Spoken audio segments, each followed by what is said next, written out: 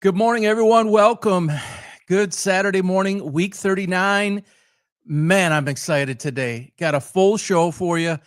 I got a special guest joining us again for the second time. I'll bring him in a moment. You can see up on the screen here. You'll be able to follow. I'll keep this up for a little while. A lot of great topics to cover. A lot of things going on in the world of sports. NBA draft just happened, and so on and so forth. So we'll get into a number of different topics. Joining us today is a former player of mine back in 2015. He is a former two-time All-State performer in the sports of basketball and football for the famous Warren De La Salle High School in Warren, Michigan. He's ranked as a top 15 all-time athlete for Warren De La Salle. And as I said, he played for me in 2015. We remained close over the years. He was on the show, 6-7 weeks ago, did such a great job. The show's all basketball today. He loves basketball, so I want to welcome Luke Pfromm to the show and to all of our listeners. Luke, thanks again, man. Good to see you, and thanks for joining us again. Absolutely. Good to be back. Thanks for having me. Yes, sir. You're going to be like a seasoned professional now. This is the second time around, so it's like shooting a jumper and you miss. I mean, you did a great job in the first time, but I'm sure you'll do even better today. Yes, sir. Hope so. Yes. So, before I get into what we have for the show, I just want to give a sincere thanks out to everybody out there. The YouTube subscriber base has gone up about 550% over the last 30 days. That's incredible. You all are responding. You're sharing. The show is growing. Very, very excited about that. Happy for that. I always wanted to build a show that was for the fans, that could provide information and entertainment and not have it be just about me. This is a collaborative thing, and I welcome you throughout the show, right in the comment section, which is up there. Go ahead and drop some feedback. Drop a comment. If you have a different point of view, share that. If you're watching this on a replay, thank you for watching it on a replay. If you're with us live here in a few minutes, thank you. And on the replay, thank you. If you have not subscribed yet, please do so on our YouTube channel at PB Sports Talk. All right, so thanks again, folks. Really, honestly, that means so much. This is a lifelong dream for me. So on the graphic here, you will see the first topic here to the bottom left-hand corner is injuries building from the youth level. It's being talked about a lot in sports now. Tyrese Halliburton, came up with the calf. He had the calf throughout the good part of the playoffs, and then his Achilles actually snapped. Very sad to see that. And he was the seventh with a torn Achilles this year. 7 this year, 0 last year. We're going to talk a little bit. I'm not a doctor, nor is Luke, but we're going to give our opinion. Luke's 25. I'm 53. I played and coached. He played, and he's going to talk about the unique dynamics, and I'm going to pull up a lot of data here in a few minutes. And people are saying, lower the amount of games and it's too much on the professional athlete. Honestly, in my opinion, again, this is my opinion. I am speculating based on a lot of data, a lot of research, my opinion, my experience, talking to a lot of different people and just studying all the numbers. And in my opinion, I don't think it is at the professional level. It's happening more at the youth level. So we'll get into details with that. The NBA Finals just finished up. Congrats to the OKC Thunder. I'm a big fan of theirs. I love what they're doing over there. We'll talk about that. Luke resides in Florida, but he's visiting in Michigan now. I am from Florida, but we're both originally from Detroit. And we'll talk about the new Detroit Piston, Chaz Lanier. How great is that we have another Lanier in the state of Michigan and the city of Detroit. So welcome, Detroit, Chaz. The NBA, see that? I'm already thinking football. I almost said NFL. NBA draft recap and Cooper Fly going number 1 to the Mavericks. And then I think what both Luke and I agree, while I'm double his age, and I love the fact that we're doing this because with him being half of my age, some people tell me all the time I'm old-fashioned and I have no idea and, go croak somewhere. I hear all kinds of stuff, but Luke is 25, and we actually agree that we are in an entitlement era, and it's more about what are you going to give me than what am I going to earn. It's more about me and mine than it is about the team and the overall goal. So we'll dive into all of that, and I'm excited. So we'll start, Luke, here with some interesting data in terms of injuries, the prevalence of them, common types. There's a lot of information here, folks. I've pulled it from NIH, from the Mayo Clinic, WebMD, and a number of other very reliable sources. And Luke, I'm going to really lean on you here in a couple of minutes because I want you to take our listeners through and our viewers through what you experienced. I know you had a lot of injuries, but I'm going to want you to really talk about when you played for me. Obviously, I don't think that there was enough stretching. I don't think there was before or after practicing games. It was kind of like, let's just blow through this and then, get changed and you just go about your business. Maybe you went and played someplace else. Then as you went into high school, where there was an athletic trainer that was assigned to the team, did Delis have one or two for say basketball? With two. It was one an assistant. So okay. Two. And were they present during practices? Yep. They were at every practice. Yeah. And same. Well, most of the time there was a lot going on other sports. So I think two trainers had probably. Yeah, they were available. They wouldn't sit through practice, but they were there. Okay. Same for football. So out on the field. Football, they'd be out there. Okay. So that's important. But obviously we didn't see that at the middle school level, and we don't see that at the AAU level. You saw that obviously at the high school level. How about at Wayne State and Madonna, the colleges you went to? There was trainers ready all the time. Okay. So how much? Well, first, let's just talk about the first highlighted in yellow there. There's a lot of info here, folks, and you can contact me, Paul, at PB Sports Talk after the show sometime. I'll be happy to get this data over to you parents. This is really important to understand and share with your children and even friends or family. So high school athletes account for an estimated 2 million injuries, 500,000 doctor visits, and 30,000 hospitalizations each year. That's wow. That when I saw this, I mean, it, but when you actually look at it in, black and white text or in this yellow text, it kind of jumps off the page. Injury prevalence rates among adolescent athletes range from 34.1% to 65%, with sports-related injuries being the second leading cause of emergency room visits for children and adolescents. Folks, and I should have said this first. I don't want to scare anybody away. This is sports. There's risk involved. I think we all know that. Everybody on some level knows that injuries is a part of it. This is designed to create awareness. This is designed to create the knowledge of what needs to be done to help mitigate, reduce, potentially eliminate, rehab, all of those types of things. Even though we're not PhDs, we're not doctors, a lot of this is common sense and it's not always applied. So it's get you the data, get you the facts, and then let you make the decisions for yourself. And as your son or daughter potentially goes up into the high school level playing sports, potentially college or even further, they'll get some proper care, but it's always about what you can do too, because the trainer's not with you 24/7. A lot of the responsibility falls on the parent or parents and on the athlete or athletes. So continuing here, common types of injuries, and Luke will be able to attest to this. People think when the first thing they think when they hear injuries in sports, they think football, which is true. They think hockey.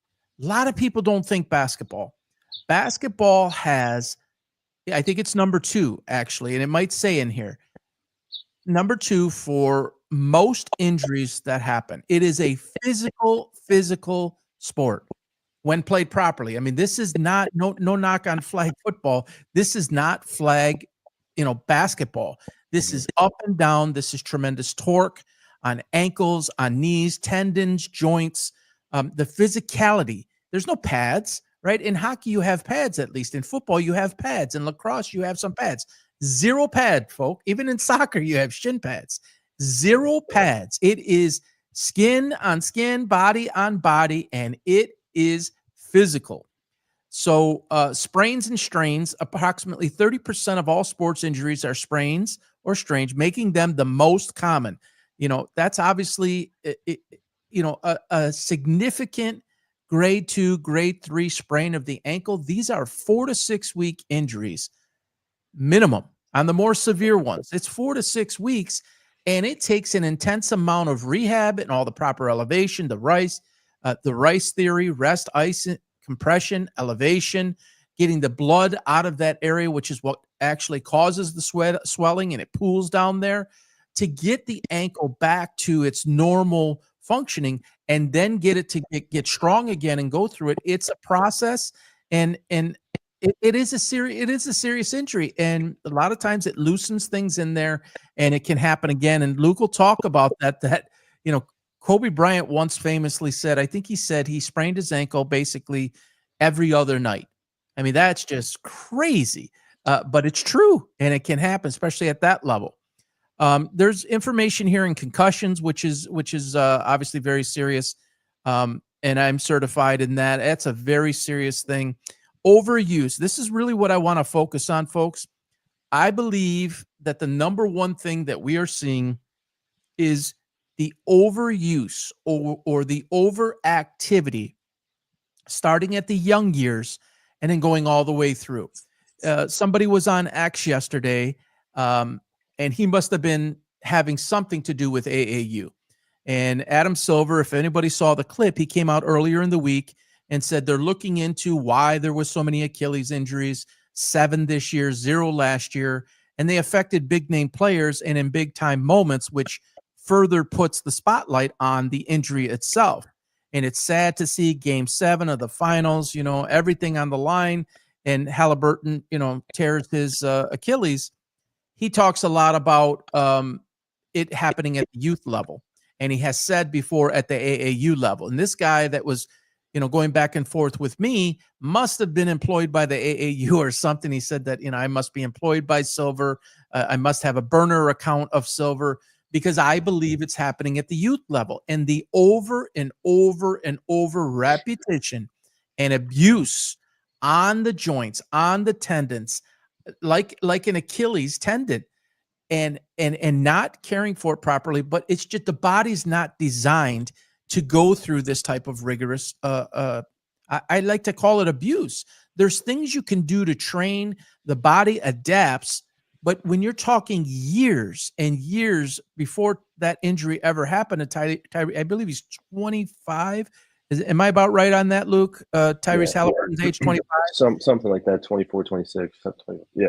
Yeah, so he's young. It didn't just happen now, folks. This is a cumulative effect over the years. It's not just that moment. It isn't even just that calf strain.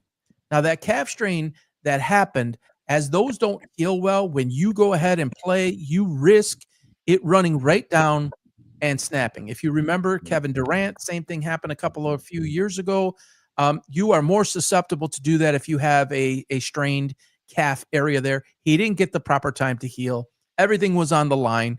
He's paid to do this job. If it was in the regular season, they would have sat him out.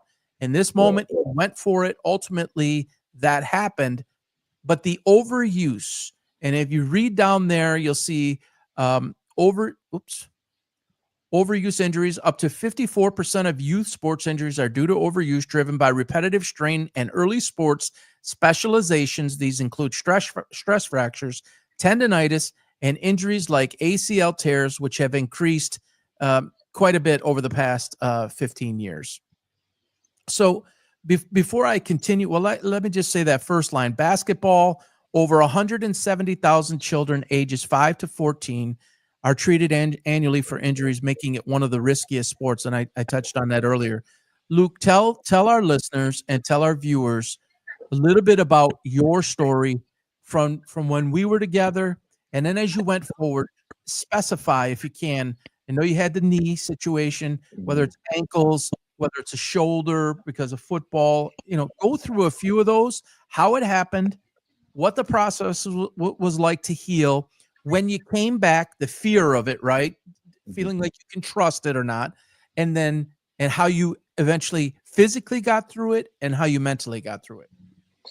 Yeah, so I I have a lot of I could talk for hours, but one that comes to mind, first one that comes to mind is since we're talking about kids and stuff, uh, just looking back on my summers when I was probably 10 to 14, um, it would be I would play like regular season baseball, league baseball during the week, and travel every other weekend. And then the weekends that I didn't travel, I was at football camp and I was a quarterback and I was a pitcher. So I'd be pitching all week, then either pitching on the weekends or throwing routes on the weekends.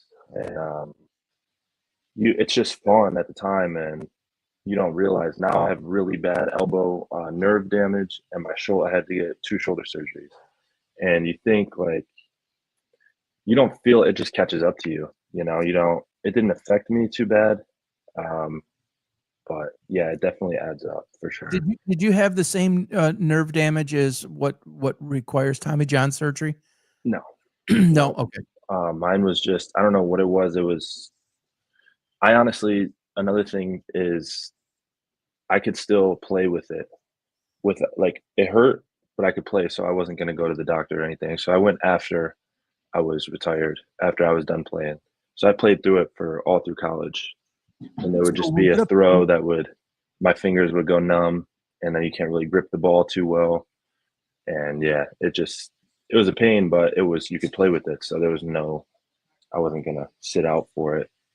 So you weren't injured. You didn't believe you were injuring, or the trainers or coaches didn't believe you were injuring it further. It was about pain tolerance.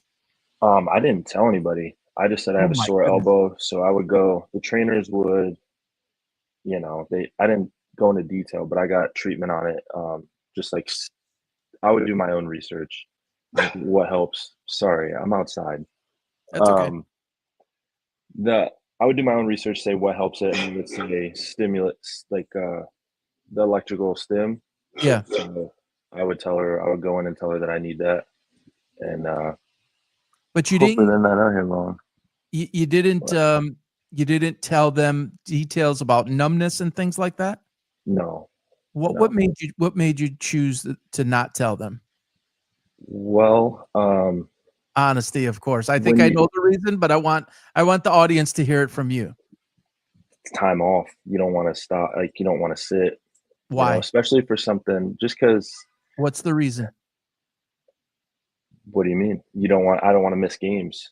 And why? And especially in high school, you're trying to get scouted and everything, and yeah, it just looks bad. One more reason. You don't want to lose your job to anybody else, right? That's true. That's true too.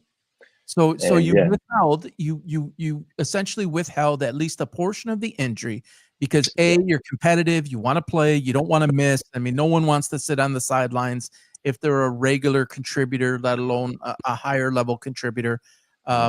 You probably didn't want to be known as weak, right? Because some people perceive that as weak. I'm tough. I can play through it, right? Right. What I did was I just gave up baseball. I said I can't do both. I can take the pain or whatever for football, but I can't pitch 9 innings or whatever it was, 7 innings. Can't do it. So where do you believe the injury started? Was it baseball? Was it accumulative? What was it? I think it was overuse from summers over and over and over.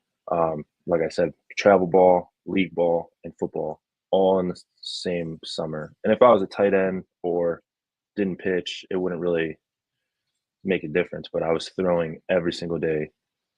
And then it starts to hurt, right? So then you're going to baseball and you don't even want to warm up because you have a finite amount of, good pitches you can get in. So then you lack warm ups. And same thing goes with people that hurt their knees and stuff. It's like you would think that you would want to stretch it more, but you don't want to wear it out. You don't want to, at least for me, I wouldn't warm up throwing really at all. I would just head out to the mound. I would just toss and then pitch. And what are you feeling in that moment? Just describe what you're feeling in that moment when you don't want to warm up. You are fearful that the arm is just going to kind of go dead, or it's pain you don't want to experience until you quote have to, where the game actually starts. Tell us precisely. So people, this is really, really important. And I'm telling you, hundreds and hundreds of thousands of people will see this. And so I really want them to hear it from you after the fact. Now you have to go through life feeling this, where in the moment you stood tall, shoulders up, chest out. I'm the man. I'm going on the mound and I'm getting a W. What were you feeling in that moment that you either ignored, or that the specific feeling that you either ignored or just pushed aside and said, I'm going to do this? What was your arm feeling like, or shoulder? Well, it comes to everybody will tell you they know their own body, and it's kind of garbage, honestly, because we all have we all have different pain tolerances and everything like that. And that's what I would say. I would say I only need a couple warm-up pitches. I know my body. And what I would be feeling in the moment would be just the adrenaline will take it away, the most of it. So So once you go ahead. So is it tightness you're feeling? Is it throb? Ye- Is it It's like a yeah, shooting throb. pain? No, it's Okay. a throb. It's like an ache, and then it goes down to your hand. And then, so in baseball, you're trying to grip a curveball, or you can't feel your fingers too well. And I've done it. I've thrown pitches like way off because I can't grip it, and I So knew it when you're was trying time. to snap a curve, Right. describe the feeling that goes up or down your arm or shoulder. So you pretty much, for what I have, you're telling yourself in your head to squeeze it as hard as you can, but you can't tell how hard you're squeezing the ball. So you're like, you check it in your hand, make sure you got a good grip on it, but you can't feel your fingers. So when you rip it off, sometimes it worked, sometimes it was fine, and then sometimes you can't squeeze it too hard. So I would over squeeze it, throw it right in the ground, or throw it, you know, it's just not ideal. And if you really wrench it, I didn't really feel it, the pain part till after the games, Okay. And or riding home from practice and stuff. But what pitch would you feel it most? If you're fastball, just throwing it, you'd feel it most on a fastball? mm, yeah, So because if I'm you're putting everything snapping, into it. okay. So if you're snapping a curve, you're not feeling the same type of uh, throb or shooting pain? Um, no, well, no, not really. I think it's more the fact I kind of stopped. I stayed away from the curveballs once it started. My fingers started going numb because you can't control it. So if I started wrenching curveballs over and over, I'm sure it'd be the same thing. But I probably just tried to overpower. I just change up speed of the fastball, throw a change up, And and location, right? That's how you were yeah, trying to yep, get over it. Did you have a third right. pitch? Fastball, curve, change? When I was young, that I had a little knuckle curve that I liked because I didn't have to turn over on it. I would just throw it like a fastball, but the way you hold it, it would curve a little bit. Um, but that was about it. I had really good control over where I put the fastball, so I have four seam and two seam too. Two seam bowed out, four seam was flat. And So just when control. you're totally healthy and you have no injury and there's no throb, there's no shooting pain, what would your velocity top out at? When I was a freshman, um, probably mid to high 80s as a freshman, Okay. and I didn't really throw after that. But well, that was with the elbow problem. So I don't know. I never got clocked healthy. And what do you think it was? If you I had to could. guess, 90, 91? I think I could. Yeah, I think I could for sure. Okay. And then you're in, you said the mid to high 80s when you're not feeling right. So Yeah, you're and thinking then it's maybe like different. 3 to 7 off the velocity? Yeah, and then it's different when um, if you're trying to get clocked and you can throw 10 pitches, and get them clocked. But if I'm coming out to throw a full game, I'm not with elbow problems. I'm not starting to. I'm laying off the first 3 innings probably, and just trying to really dial in on location and pitch selection, see what batters do what, and really try to figure that part out because the arm's not. If you come out humming it, you're not going to last too long. Right. And I had average, go ahead. yeah, well, my dad was a coach for me when I was probably 13, and we had a city all-star game, and I was a starting pitcher for it. And we were there. It felt like that for some reason we were playing catch in the outfield for way too long. So I did that, and then I did my little warm-ups on the mound before the game, and it was cool. There was all the festivities and everything. Felt like a little superstar. Um, and I walked to the fence, the dugout, and I was like, "Dad, I can't do it. I can't throw." And he's like, "Just get through one inning, you know." And I'm if I said, "Dad, I really can't," he would have let me out. But I was like, I can't do it. And he's like, "Just go through one inning, you'll be all right," you know. I was like, "Okay." And I threw the first pitch, and like it was gone. So I just walked off the field, And and this we is at were what age? 13, 12 or Wow. 13. Okay. One And pitch. when one pitch? Well, I had the warm up pitches, but first pitch, because I knew my dad said just go one inning, and I was like, okay, if I'm just going one inning, I can let it rip, and I just let it fly. And at that And age, then, 12 to 13, do you think that had any impact at the later years in high yep, school? I'll tell you another story. So Please. De La Salle had a Meet the Pilots thing that they would bring in kids from elementary schools or middle schools to shadow us for the day, and there was like four of us that would have a kid every week. So um, towards the middle of our football season, it was no, it was playoffs. We were playing Oak Park. We had a big game that Friday night, and I had a kid shadowing me, and he was a big football fan. He was super cool for me to ask for autograph and everything. And you know, you feel like the man, so that's great. And then we went outside. We had our little class off or whatever, so we go outside and play catch. My receiver had a shadow too, so we were just playing catch or whatever. And our big play of the year was just a deep post to him, and I would let it rip 50, 60 yards. We scored on it every game probably. So they're asking to see it. And I was like, all right, go. And I'm like, keep going, you know, just having fun. And I let it go without any warm ups or anything. Arm was gone for the whole rest of the school day and the playoff game that night. In Wow. the freezing cold, I had no fingers. Yeah, it was terrible. I was And you super attribute nervous. you attribute that to earlier injury, or you attribute it to lack of warming up and it was cold?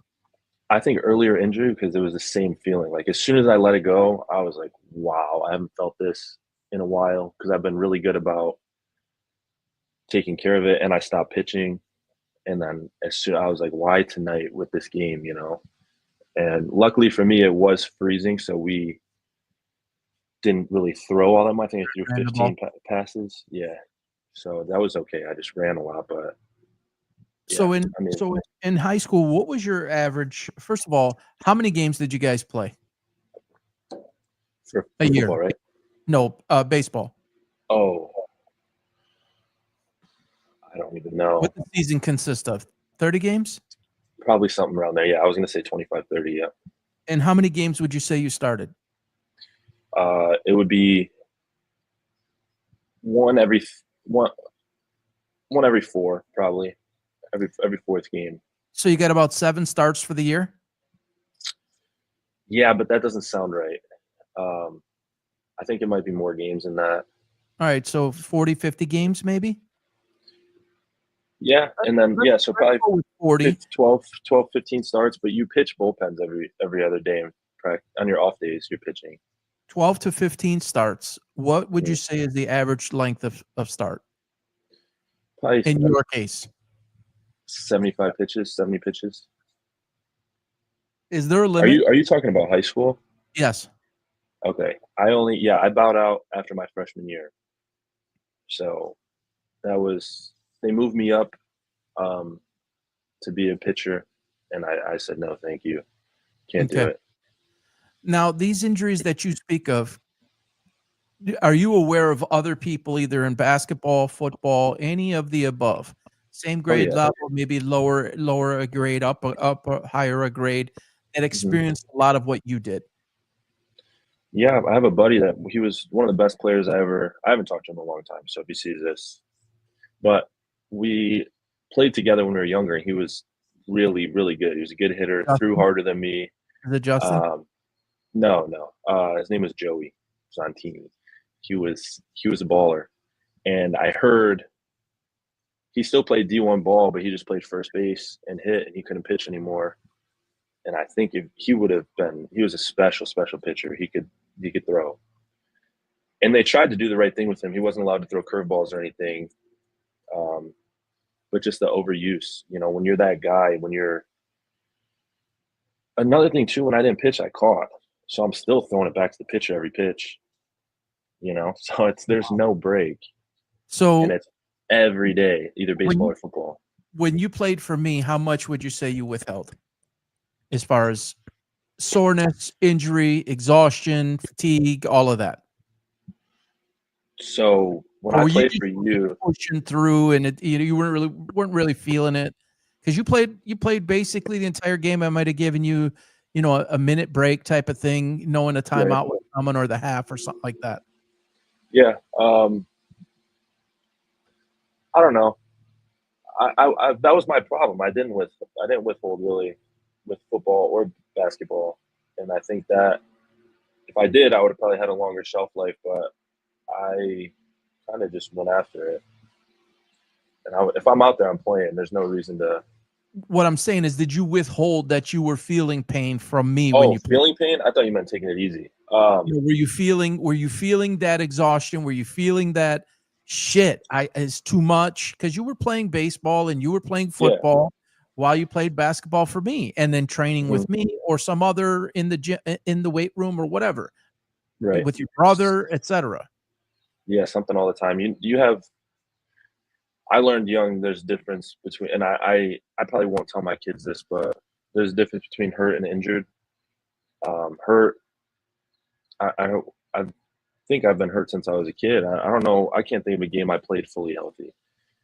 I had, but I never healed properly. I got hurt in football season in seventh, no, in eighth grade. I got hurt my knee, sprained my MCL or something like that. And then I had probably another month of physical therapy, but we had basketball tryouts. So it was You put a couldn't brace miss on and that. go play. Yeah. You gotta, try out and then whatever, but So you were always hurt for the most part. hurt, not Injured, injured, yeah. And then right? it turns into injuries though. Yeah. Oh, yeah. So that's kind of And dumb. so, your everyone has a different interpretation of what that is. Right. uh, Injury would be, a sprain, Mm. something considered damaging to tendon. How much of that would you say you had? And it started at a smaller level, it's one or it's a two on a scale of 1 to 10. Right, Then it ramps right. up and it turns into something more. Then you're pushing through, you're not rehabbing, and it turns into something more long term. How much of the long term stuff and the more damaging stuff, um, tendonitis and things like that, would you Yeah. say you faced? Um, I would say the shoulder's really bad. The shoulder and elbow, this whole right side, and that's definitely just from throwing. Um, but I also think back to when I was a kid, I couldn't go to the beach without throwing 100 rocks into the water and at That shit recess and hurts. throwing everything. Yeah. That So hurts. You gotta throw it sidearm. I mean, I used to feel yeah, that all the time. yeah. So I was, when I was resting, I was still, like we'll Doing still play something. catch with my brother. So it's a lot on me, but that my shoulders are not good. But besides that, I got some neck trouble from football. Nerve. I don't know if it's nerve. I probably got to get it checked out, but just It's like tight. tight, All of that. very tight all the time. Yeah. Yeah, really stretch it out. It cracks all the time, but that's from getting hit. And Oh, yeah. when you get hit in football, no one really. You get wrapped up around the waist, and they say, "Oh, good clean tackle" or whatever. But watch the guy hit his head on the ground. Oh, That's yeah. the worst. The worst. Yeah. The head hitting the ground is a lot worse than helmets give, shoulder pads give. That ground doesn't give, man. You smack your head on the ground, you're coming up a little dizzy. Yeah, I had to, and that's a whole nother topic that we're not going to have time for today. But I was certified at every level. I had to go through intense training, and it is rampant. And Mhm. you're right, it doesn't give. And they're making the helmets better. But would you Yeah, definitely. do you okay, so it's improved, but the ground is still the ground. Mhm. Sports are getting bigger, faster, stronger, more football, let's say, bigger, stronger, faster, more violent. The fields, yeah, you can have the rubberized field turf that is better than some of the old hard surfaces that there used to be. Grass has still a little bit more give to that. Right. Even with the improvements in the helmets, you being in one of those helmets, you playing the quarterback position, and I know you like to run the damn ball, so Mhm. you're taking Yeah. shots and you're hitting the ground. Tell us and everybody else what that actually feels like. You just said Oh you end man. up dizzy, and when I'm obviously twice your age, we used to say bell rung. We used to Yeah. say, "Oh, we got knocked a little bit." That is the brain inside of the fluid, inside of the skull, jarring and hitting the outer. It's moving. It's not supposed to do that. Mhm. So what does that feel like? And you just said I got up a little woozy, and how much did you withhold on that? Withhold meaning Way you too didn't tell much. Yeah. anybody. Way too much. It happens every game. We call it the green room because you just need a second. You hit your head on the ground really hard, and you just kind of see either white or green for like with your eyes open for a second, and you just got to lay there and blink or whatever, and then it comes back, but you're still a little out of it. And we had a thing in high school um, that I would have one of my receivers because it's kind of a long story, but we would run it. I would run and get the play instead of doing the signs because we had some problems with it the first game. So we switched to just doing that. And if I had a play like that where I was out of it, I would bring my running back with me over to the sideline to get the play with me. And I don't think the coaches even knew. I'd just be like, "Come here," and I would just stand there, not even listen at all. So he Dog could tag, hear it, or so you could fall on him if you needed to, so I could just be zoned out for a second and and let give him hear myself, the play? yeah, let him hear it. We'll run it back, and he'll tell me in the huddle, and then I'll tell the team. How Just buy much me would an you say extra 20 seconds. how much would you say during an average game did you feel this? Let's try to be honest here, because this is important for people around the world to hear this. Probably twice a game, I'd Twice a say. game, and De La Salle, and folks that are listening, and this is nothing in any way to try to get De La Salle in trouble. This is really every school. De La Salle is one of the most famous schools in Michigan history. It's a major football program, has been for years. Luke was the quarterback of the state championship team. What year was that? 18, 2018. 17, 18. Yep. 17-18 state champions. And you guys in that year played how many games total with playoffs and everything? Um, 15 or 16. 15 or 16 games. How many days a Yeah. week did you practice? Contact practice. Oh, I was out. I didn't get touched.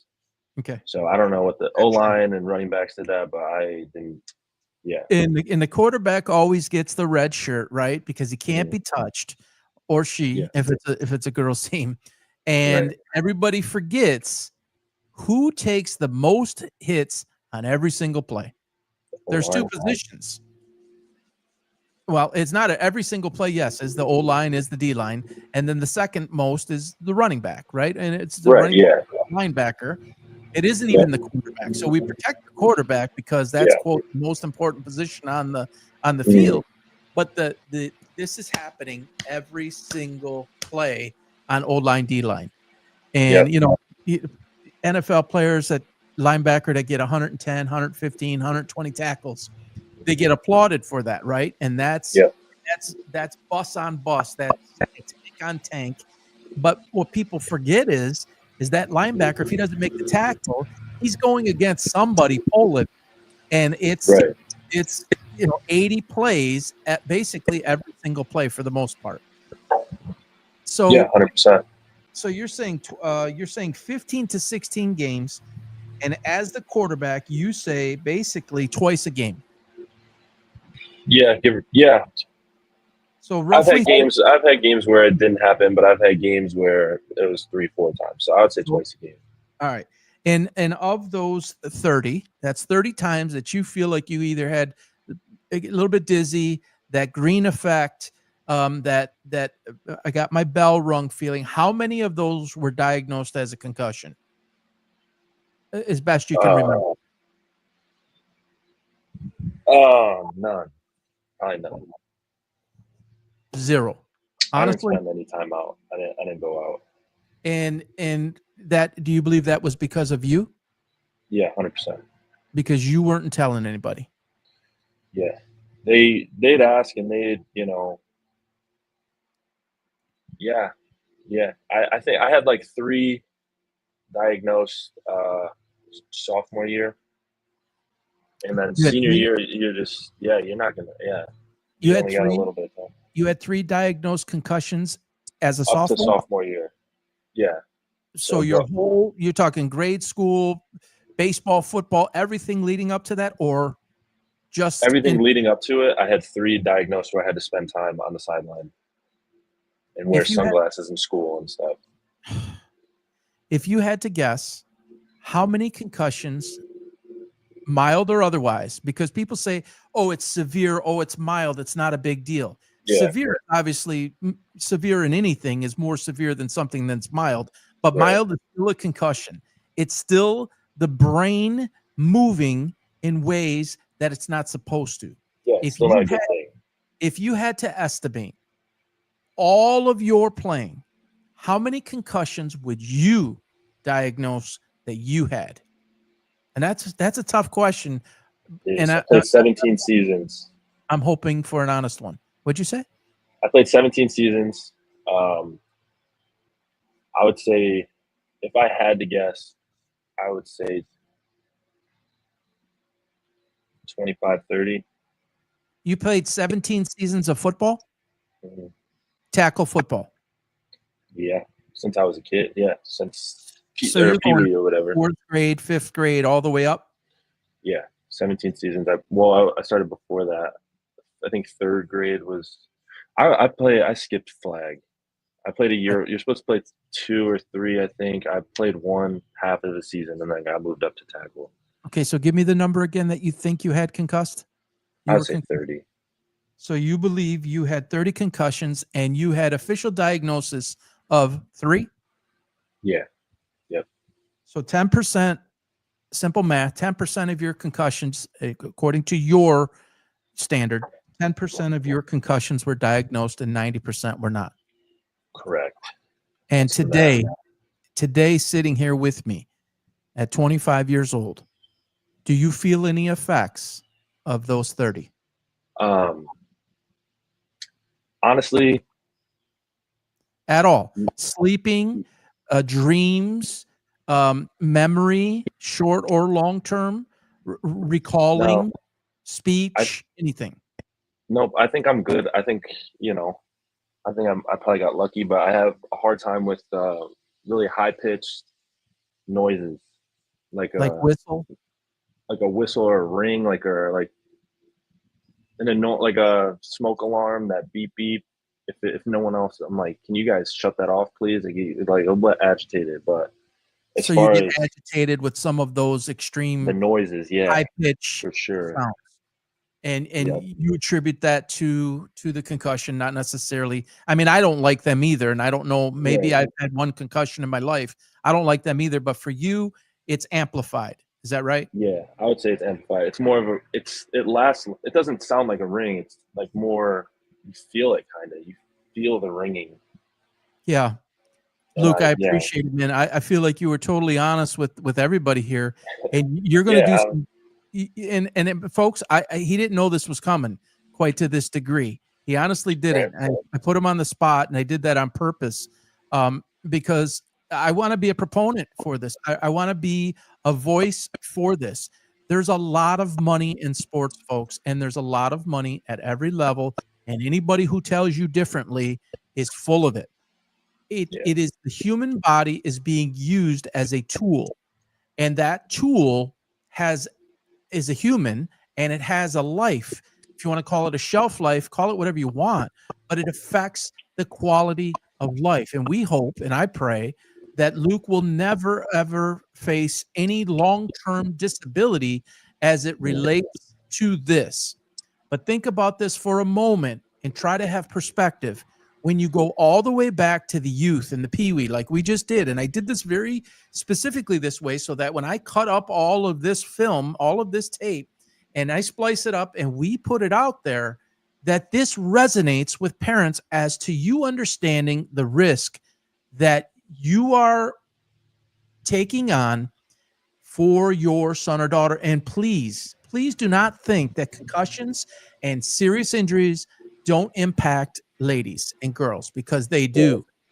Yes, men are more physical. Yes, there is more violent sports that they interact, but don't think that getting walloped with a volleyball spiked on your head or something in the basketball with an elbow or hitting the ground with your head in any way means less because it's a girl.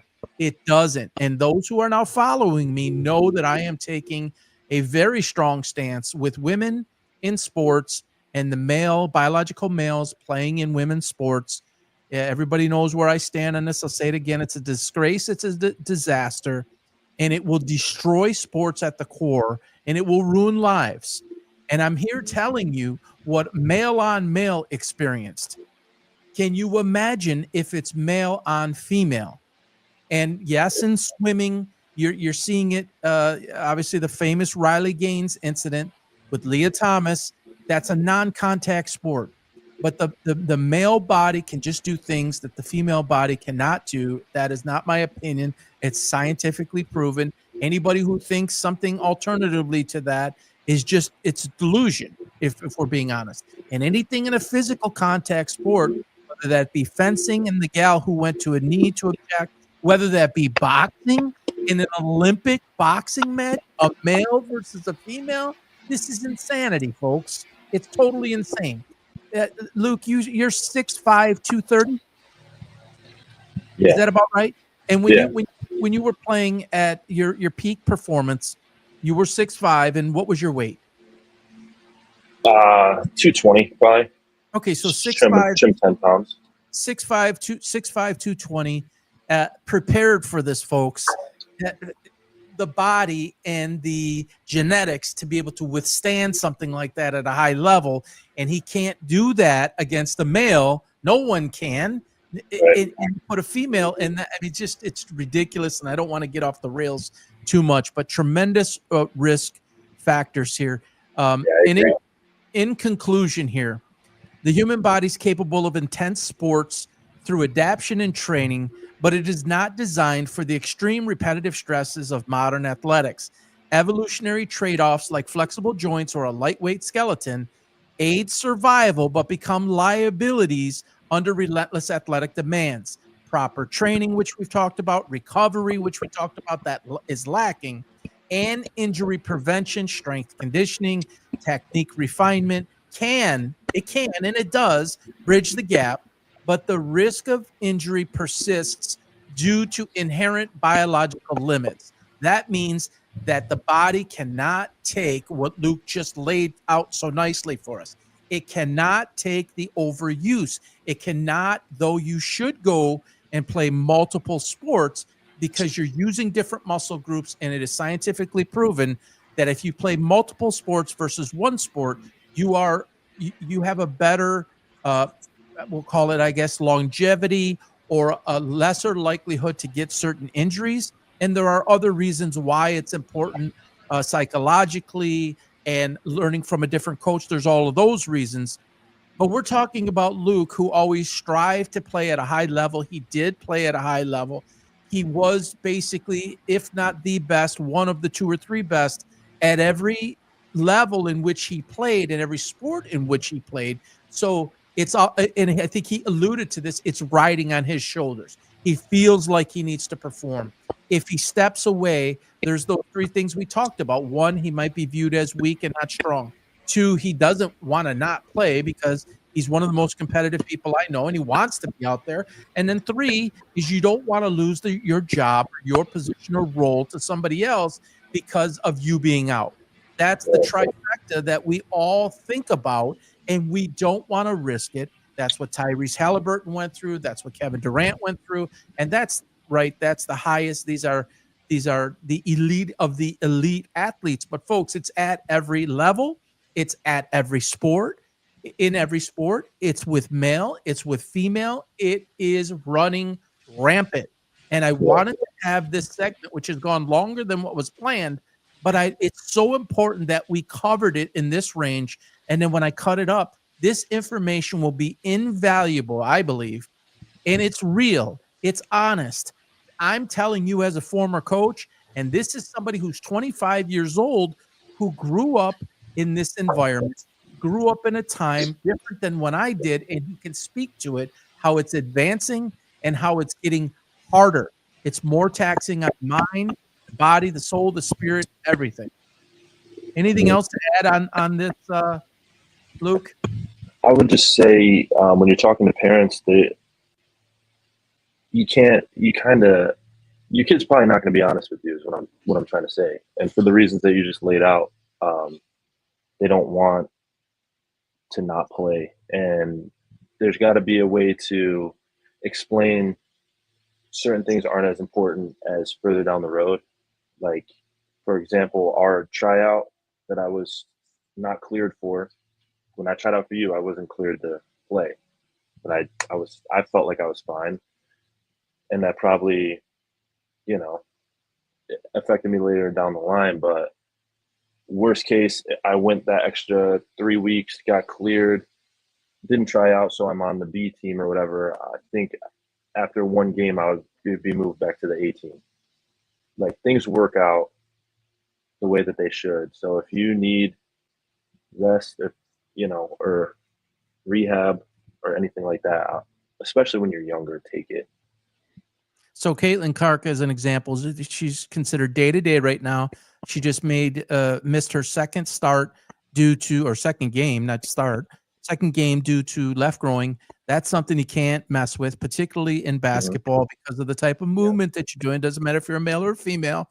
And if she does not rest that and let that heal, it's going to nag, it's going to continue, and it might just tear. Would you agree?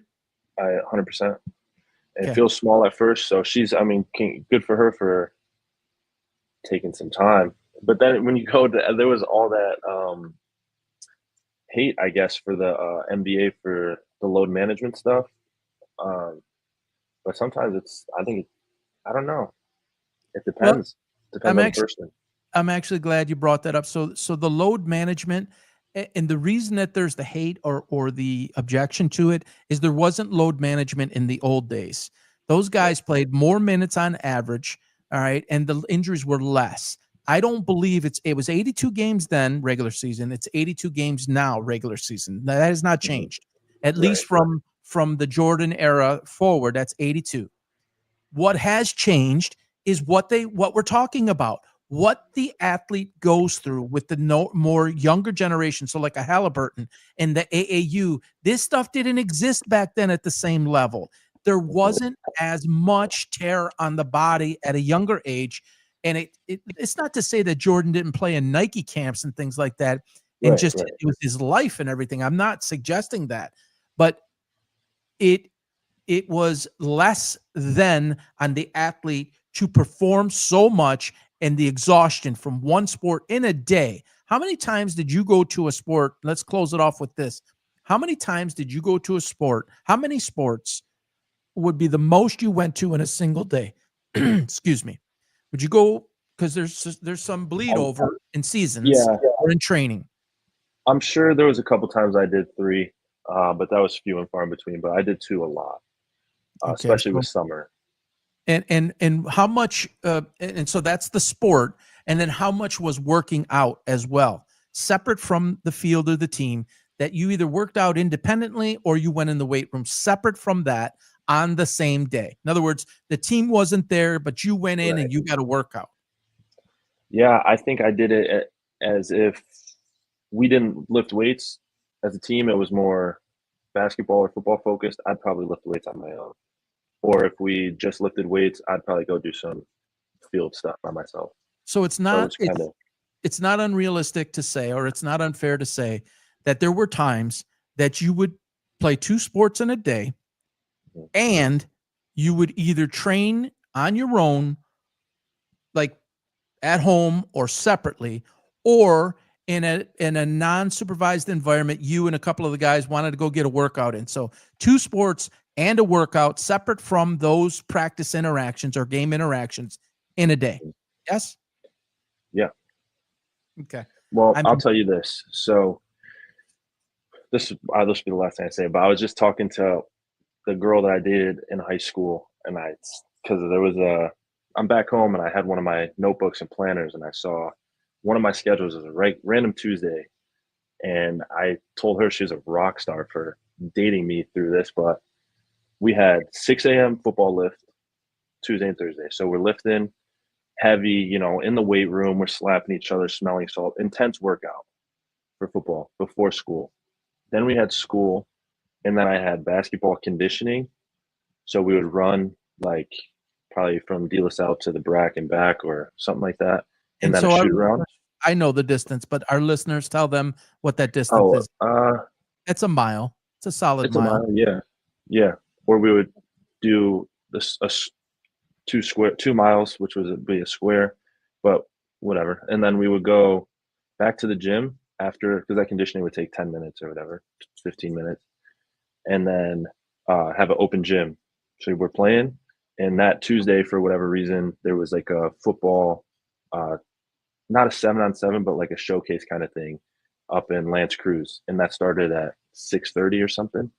So I got out of school at 3, did the conditioning, open gym till 5, drove out to L'Anse Creuse and played football for 6:30 to 8:30. Got home at 10.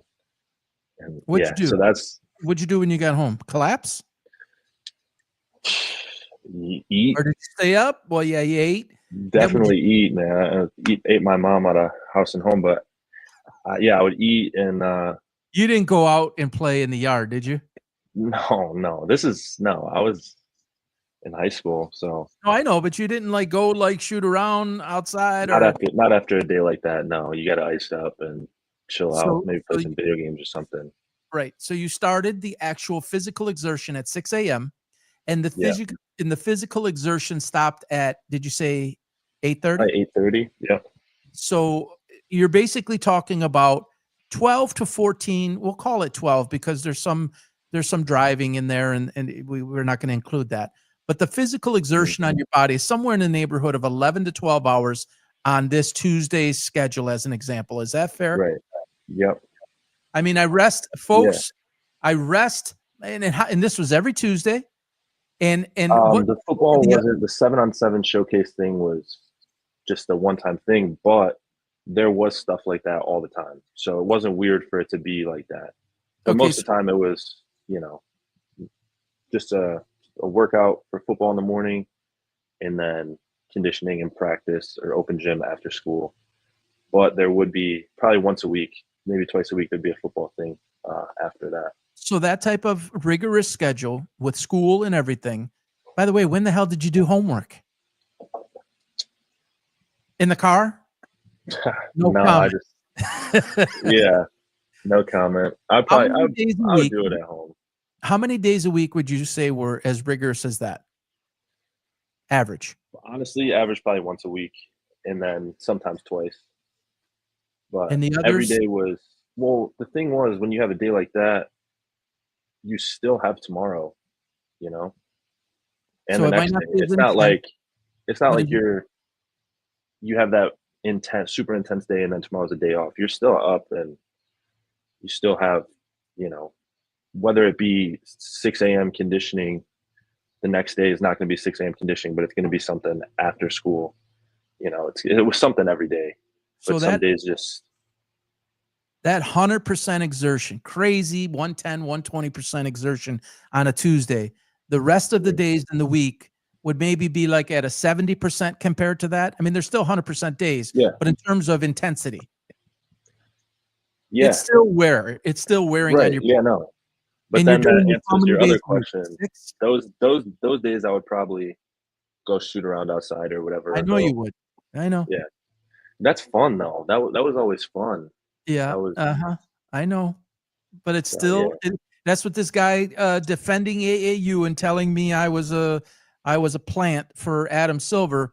"Oh, they're just out there and they're just, shooting around." No, when we played AAU ball, we were going full tilt. You're going up Yeah, and 100%. down, and you're playing AAU, which is generally, at least the year that we played together, AAU, you're playing against equal guys, and you wanna be better than them. For We sure. didn't have Matt, whoever we had on the team. No, Matt wasn't on that team. You and Blake and some of the other guys, um, uh, Danny, everybody wanted to beat the other guys. You didn't want to lose to the other guys. This was not like Oh, shoot. Yeah. I this is forgot not like about that. this is not like you're playing horse. You Right. know, it's Yeah, still no. it's still hard on the body. Absolutely. Danny Tavalieri, I'm talking about, when he played Danny. point guard. Oh, And yeah. Oh And my yeah, yeah. his dad, Uh-huh. later came to me and said, "I have never seen a coach get this much organized structure out of a AAU team. Yeah. Usually it's just whatever." I mean, we were playing to win and you guys wanted to win, and so you're not half-assing it. You're not Right. 40%ing it. And a You're lot of you there. You're guys not are gonna. coming from a game and going to another game. So this is just all it's just all too much. All right. We got to move on here. So let's jump on over to the NBA finals. Um, you're not a fan of either team, right? Or you are for Indiana Correct. and not I'm for not. OKC? Okay. I Well, don't in like my either team. opinion, and in the graphic on the right there that said the best matchup the NBA could have hoped for, they got fresh teams and faces, a huge win for the league.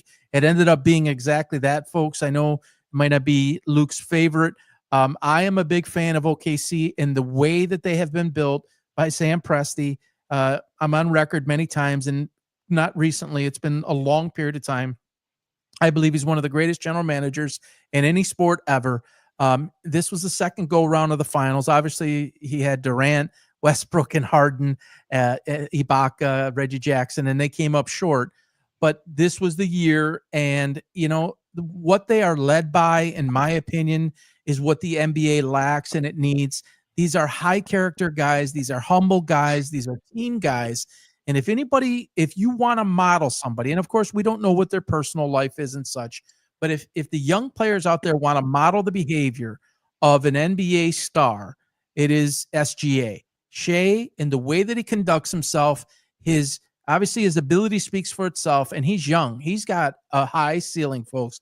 I think he's going to go a lot further than where he is. But you can even watch him at the parade. He's handing the trophy out. He's leaning it over so all the fans can touch it. He's humble. He's well-spoken. He's not a me guy. He's a team guy. Jalen Williams is developing into a similar thing. Hartenstein. There's a lot of guys on that team. I'm not sold on Chet Holmgren. I got a lot of issues with him. I had a video that kind of went, mini viral about me thinking that he's a lazy player, but really done right, they're set up for years to come. This is not a one and done. You could see there on the right-hand side of the screen, 54 double-digit wins over the year, 68-14 for the season, and then 7 games against Denver. And here's another thing, talk about long seasons. LeBron did it. Jordan did it. Kobe did it. You play that long season, and then year after year after year, you go on long playoff runs. That's Right. all those games tacked on that everybody seems to forget, right? And Yeah. that's going to happen repetitively for this team. Indiana, much the same. And then we'll get your thoughts, Luke. Indiana, much the same. I'm not a big Tyrese Halliburton guy. I think he's the wrong type of leader, but we'll save that for another day. But they have a lot of contributors on that team, a lot of guys that can do a lot of different things. They're very well coached by Rick Carlisle, former Detroit Piston head coach. They can get, Naismith and Nembhard and Turner and Halliburton and Siakam. They got a lot of guys, and they're going nowhere. Word is Miles Turner's going to re-up. A lot of people didn't think he would re-sign. So they're going to mostly come back intact with the exception of Halliburton, who will miss, if not the entire season, most of the season next year because of the Achilles. He's young. He's got that going for him. So we'll see what happens there. But I thought that this was great. It was, again, 2 young teams went at it, relatively evenly matched. And, a couple of the games could have went either way. And I think it was very fun, a lot of up and down, a lot of athleticism, and a lot of contribution from a lot of guys. So instead of the one guy holding the ball in his hand, for the entire 22 of 24-second shot clock, I thought that was really good. Your thoughts, Luke, removing aside that you're not, these Yeah. are not your favorite teams? No, I can put that aside, but, I think you're right, it's good to see 2 fresh faces in there, and I do think Shea is a good role model, and, it went to 7, as a what can you it was a good finals, I think. I just think it wasn't, What was it it didn't missing? have what's that? What do you think it was missing?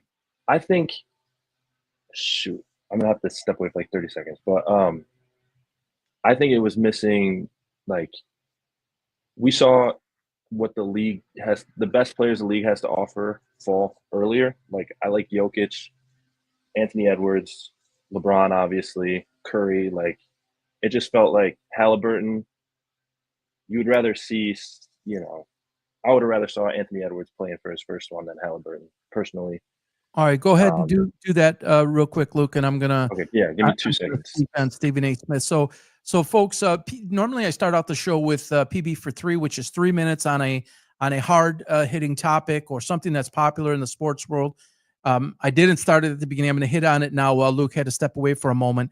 Is Stephen A. Smith, and I did a reel yesterday. It went out, and I'll share it with you here. So there's a lot of people that are exhausted by Stephen A. It's not hard to get exhausted by him. He's so loud. He's so obnoxious. He's so boisterous. Many challenge his actual knowledge. I used to love Stephen A. Smith, whatever it was, 15 years ago when he would be a contributor. This is when I watched ESPN. I no longer watch ESPN. It's just awful, awful, awful stuff. It's not even, it's Disney's in the political business now. They're not in the sports or entertainment business anymore. I'll get to that, some other time. But Stephen A. is on our screens morning, afternoon, and night. He has his show. They put him on the NBA Finals. They're putting him on all these different things. And there's talk out there about this is because ESPN paid him $100 million and they need to maximize his exposure because of that. Folks, I could not disagree anymore. This is not the reason why. Here is what I believe the reason is. Yeah, they want to get anybody you pay that type of money, you want maximum out, but the guy was already maximum. And before I hit him further, I will say that Stephen A. worked very hard to get to where he is. People could call him a fake and they can call him whatever he wants, but dude is always on. When you are like that, you have to be on all the time. You're behind a microphone. There's a lot of work that goes into even what I do at a very, very small level. I produce my own show. All of these graphics are made by me. All the reels are made by me. All the scheduling, promoting, all of it is done by me. Obviously, he works with a very, very large group, but that doesn't change the fact that he's constantly behind a microphone. So it's not easy. So credit to where credit it needs to go to Stephen A. for that reason. But they are shoving him down our throats in a more obvious manner now, in my opinion, because he is going to run for president of the United States. Disney is fully behind this. They are paying him to do what they want for the network, but they are also doing it to give him the platform so that he can speak to people and accomplish 2 things. One on the sports front, and one, he's trying to get likability in the political sense from America, and he's doing it on his own show. He has admitted as much that he's been approached to run for president. I firmly believe that he is going to run for president, and this is maximum exposure campaign leading up until the time where he will have to step away and campaign. So in a way, this is free marketing for him. It's costing Disney, but they're accomplishing 2 objectives. Is one, to have him talk about sports and try to bring eyeballs, but it is also to give him the platform to get his, what he would consider his centric message, a center type politician. He's trying to appeal to the voters more in the center, not to the right, not to the left, not to get all political. But folks, this is why. Somebody said the other day, aren't there enough basketball people like actual Bob Myers type of guys that they could put on the show? Yes, there's plenty. Oh, they can't put them on because they made cuts and they made layoffs. Bullshit. There's plenty of guys that they can pull but they're putting him there for this reason, so that he has all the name recognition in the world, so that hopefully this is what I believe that they want, that he can develop more favorability, particularly with the African American, to up the vote tally for what they're doing. Don't be fooled, folks. This is at play as to why he's in this increase, probably 30 to 40% increase of us seeing him. This is why. Do not get that twisted in any other way. All right. So Luke is back with us. Luke, can you hear us okay? I lost your voice now. All right, now we got it. Do a quick test there. Okay, you're back. All right. So NBA Finals went 7 games. I think the league, this is exactly what it needed. And we're going to talk about, and this is Shea that I'm talking about. And Shea is a Canadian and he's a black man, because I will get hit for racist talk about who we're going to talk about here in a few. The guys that Luke mentioned a moment ago, Anthony Edwards, he's one of the faces of the league, another well-spoken guy. He did a stupid gesture up to the crowd and he got fined for it and whatnot. And I don't condone that. And Luke will tell you the way that I conducted stuff is I wanted things more toned down and don't make it about you, make it about the team. And he's always giving credit to somebody else. So there's some good young guys, Anthony Edwards being one of them, Shea being another one. There's more. There's Jokic and there's others. But I think that this Oklahoma City Thunder team and the way that it can be built, the more traditional way, the more build a roster out instead of it just be two stars or maybe 2.5 stars type of thing. This is really, really healthy. So happy for OKC. Anything to close with on that part, Luke? I would say this is like a front office champion. You know, like as a fan, if you're looking from a fan perspective, that's what I kind of had to get over. I was looking at it as a fan, and there's guys that you want to see get to that next level. Like I was saying, Anthony Edwards, and there's a few, but looking as like, if you're looking, you're absolutely right. They built it, you know, good for them. And it's, like I said, front office victory. They're young, they're diverse, they're talented, they're deep, and they're loaded with draft picks. They're not going anywhere. Right. And Presley was on the other day and he said they're going to continue to stay patient. You know, when you accumulate that type of pick, that many picks too, you have a two-pronged benefit or advantage there. You could keep them and keep building internally, or if you feel, like I don't believe in runs or windows. I don't believe that teams have windows. If you are run correctly by upper management, there's certain times you're going to be stronger than others, but I don't consider them a window. And the Detroit Lions are a great example. Now that they are run the right way, you're constantly developing, drafting. You're building your team through the draft. You're taking guys and finding guys like Bill Belichick did for so many years, 4th round, 5th round, 6th round. You have a great developmental team. You're constantly streaming guys up. And eventually you can't pay for everybody, so they move on, but it's the next man up mentality. And that's what I think you're going to see with a team like OKC. Trajan Langdon, who we're going to talk about in a moment for the Pistons, is another guy like that. It requires enormous discipline to not just go out and spend. Now, OKC and Indiana for that matter, but OKC specifically is a small market team. So, and they're not going to go crazy over into apron 1 and apron 2 and go into the luxury tax like that.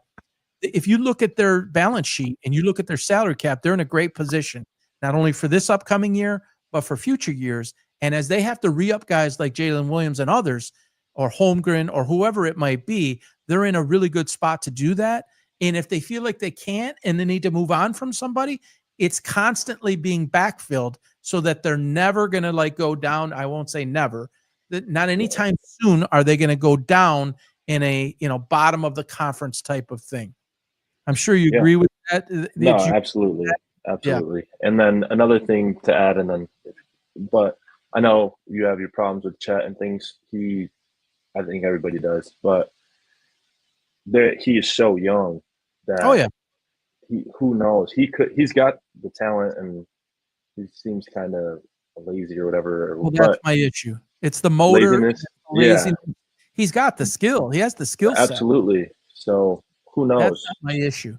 It's you know, on again, off again, show up, don't show up. He's 7'1". Sometimes he plays like he's 6'1". You know, the smallest guys are outworking him, and part of that is because they're the smallest guys. He believes it comes easier to him, but he's getting outworked. And I put out a video pretty strong against him after game 6. And like I was like, I can't even believe what I was seeing, looking at it through a coach's lens, and the things I thought he needed to do to step up in game 7. He did that. But you can't just do it some of the time. You got to do it all of the time. You're a starter, and now you're a starter on the NBA champions, and now you have a bullseye, and everybody's coming for you, and everybody knows you're 7'1" and 200, and they can push you around, not just because of your size, but because of your attitude. He doesn't play like he's 7'1". You know, he's got to play like he's 7'1", 240, and somebody, and you could probably speak to this real quick, Luke. Obviously you're 6'5", he's 7'1". There's a difference there. He's so stretched out like that, but he's 200 pounds and he's like a string bean. Why do you believe? Because you know they're trying. You know he's got the best, weight nutrition specialists in the world. Why a guy like that? Some of it's age, and it has to define and grow over time. But why does it seem like they can't get more muscle on him now, or more girth? I think it's like you said, it's he's young. That metabolism is. If you look at, like, Giannis had the same problem. I think he was real skinny and lengthy and awkward, and then it just clicks. Like, so that's why I said who knows, because give it a couple years, maybe he could be. Giannis was never string beanie like him. Yeah, he No, yeah, definitely you're right. got muscle, and he developed, and some of that comes with age. I can attest. I mean, I'm just thicker at my age. So there's that evolution. I get it. But come on. Yeah, you got it. Yeah. Something on the guy? I don't know, man. I don't know. Maybe I'm not sure. Maybe they don't see it as a problem. Oh. That'd be the only answer, because you're right. They could fix it if they wanted to. They have the resources to do so. Yeah, they sure do. All right. So Detroit Piston fans, you had a later pick, and actually you had no pick in the first round. This is a second round pick. And I personally believe they may have gotten something here. Chaz Lanier, the second Lanier, many years later, coming to Detroit, no relation that I'm aware of. Out of Tennessee. You want to talk about a guy who, I don't know, you want to call him a late bloomer, developed later, whatnot. The last 2 years, he's a 5-year, played in college 5 years, 4 for North Florida, 1 for Tennessee. You can see it right there on the screen against the wall. His averages in points, rebounds, and 3-point percentage. Is silky smooth shooter, 23 years old, 5-year college player, which we don't see that much anymore. 6'4", 200. As I said, smooth shooter, very rhythmic in my opinion. Likely to replace the very expensive Tim Hardaway. Tim did a really nice job this past year, but age is age and money is money, and that's the part of the business side. And so, Cade Cunningham, and Luke, you'll weigh in your thoughts here in a moment. But Cade Cunningham needs shooters around him that can dial it up, that can create, come off screens, that can just maneuver to get it. He has limitations as far as defensively. He has limitations as far as assisting the ball. I don't even have the assists up there because they're basically a shade over 1. So that tells you what happens when he gets the ball in his hands. He's looking to score. He's not looking to distribute. Now that'll probably change somewhat at the NBA level, but he was specifically chosen at 37 to come in and score the ball. Cade needs it. The Pistons need it. Yeah, you have Beasley. Yeah, you have a couple of other guys, but from your offensive, from an offensive perspective, on your starting 5 with Osser, with Duran, you don't have what you need, and to score the ball. And now I believe that this really helps them. Take it away, Luke, for Detroit basketball. Yeah. When you asked me about the pick, I said I didn't like it because I didn't know why. So I dove back. I asked my roommate. We only watched one Tennessee game this year, and it was the Tennessee versus Houston when Chaz he was 2 for 12 from 3, and it was like the worst shooting performance from a full team that I've ever seen, and they just kept shooting. And I had Tennessee winning in my bracket, so it was a little extra. And I was like, if this dude doesn't stop shooting the ball, man, and I didn't like him and lost some money on it, so his name kind of rung negative to me when they picked him. But no, you're good. So I after you said you like it, I was like, well, maybe I missed something. So I went back, watched some highlights and some recaps about his journey or whatever. And I like him. I like his shot. That was just a bad game I watched, I think, because you can see it right there. 40% from three is pretty good. Yeah. So, and that's at Tennessee, 44 at North Florida. So we'll take it for where he was playing, attributed to that. But you're playing in the SEC, you're playing in a whole nother level, and you're still basically rounded up. You're at 40%. 40 is a good. Yeah, that's really good. Yeah. And I wonder what you don't really see anything much above that from. No, not coming out of college. No. He can maybe get that up a few more points, couple more points at the next level. Be interesting to see if he's a liability defensively at this next level is a massive jump. We'll see what happens. Yeah. One of the great things too that I like about him, and a lot of people might not know this or might not have seen this, and I'm going to put the clip up. That's what I just did there. I had to go off screen for a moment because I didn't have it loaded from earlier. I loaded it yesterday, but I needed to get in a different spot. It looks like he comes from an enormous support group, and I'm going to show you that video in a moment. And it literally gave me the chills. And the game of basketball, which is such a pure game in its purest form, it's one of the best games that there is. But there's a lot of entitlement in this world now in society, and we'll talk about that in the final segment. This era that we're in, this me athlete, and I want to pop this up. You should have full sound of this. This is Chaz and his family when he was drafted. And I want you to compare what you see with Chaz and his family versus what you see Ace Bailey and another guy with their girlfriend and dropping F-bombs because of who drafted him. Check this out and tell me if this family and this man is not grateful.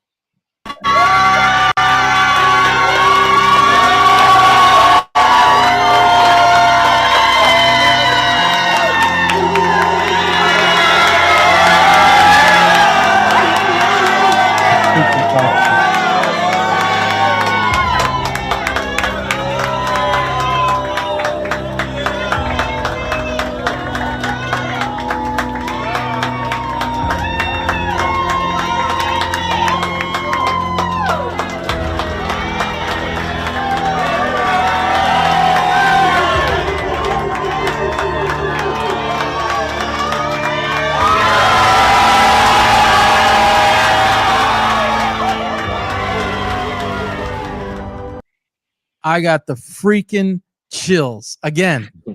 And he put his hat on straight. I love it.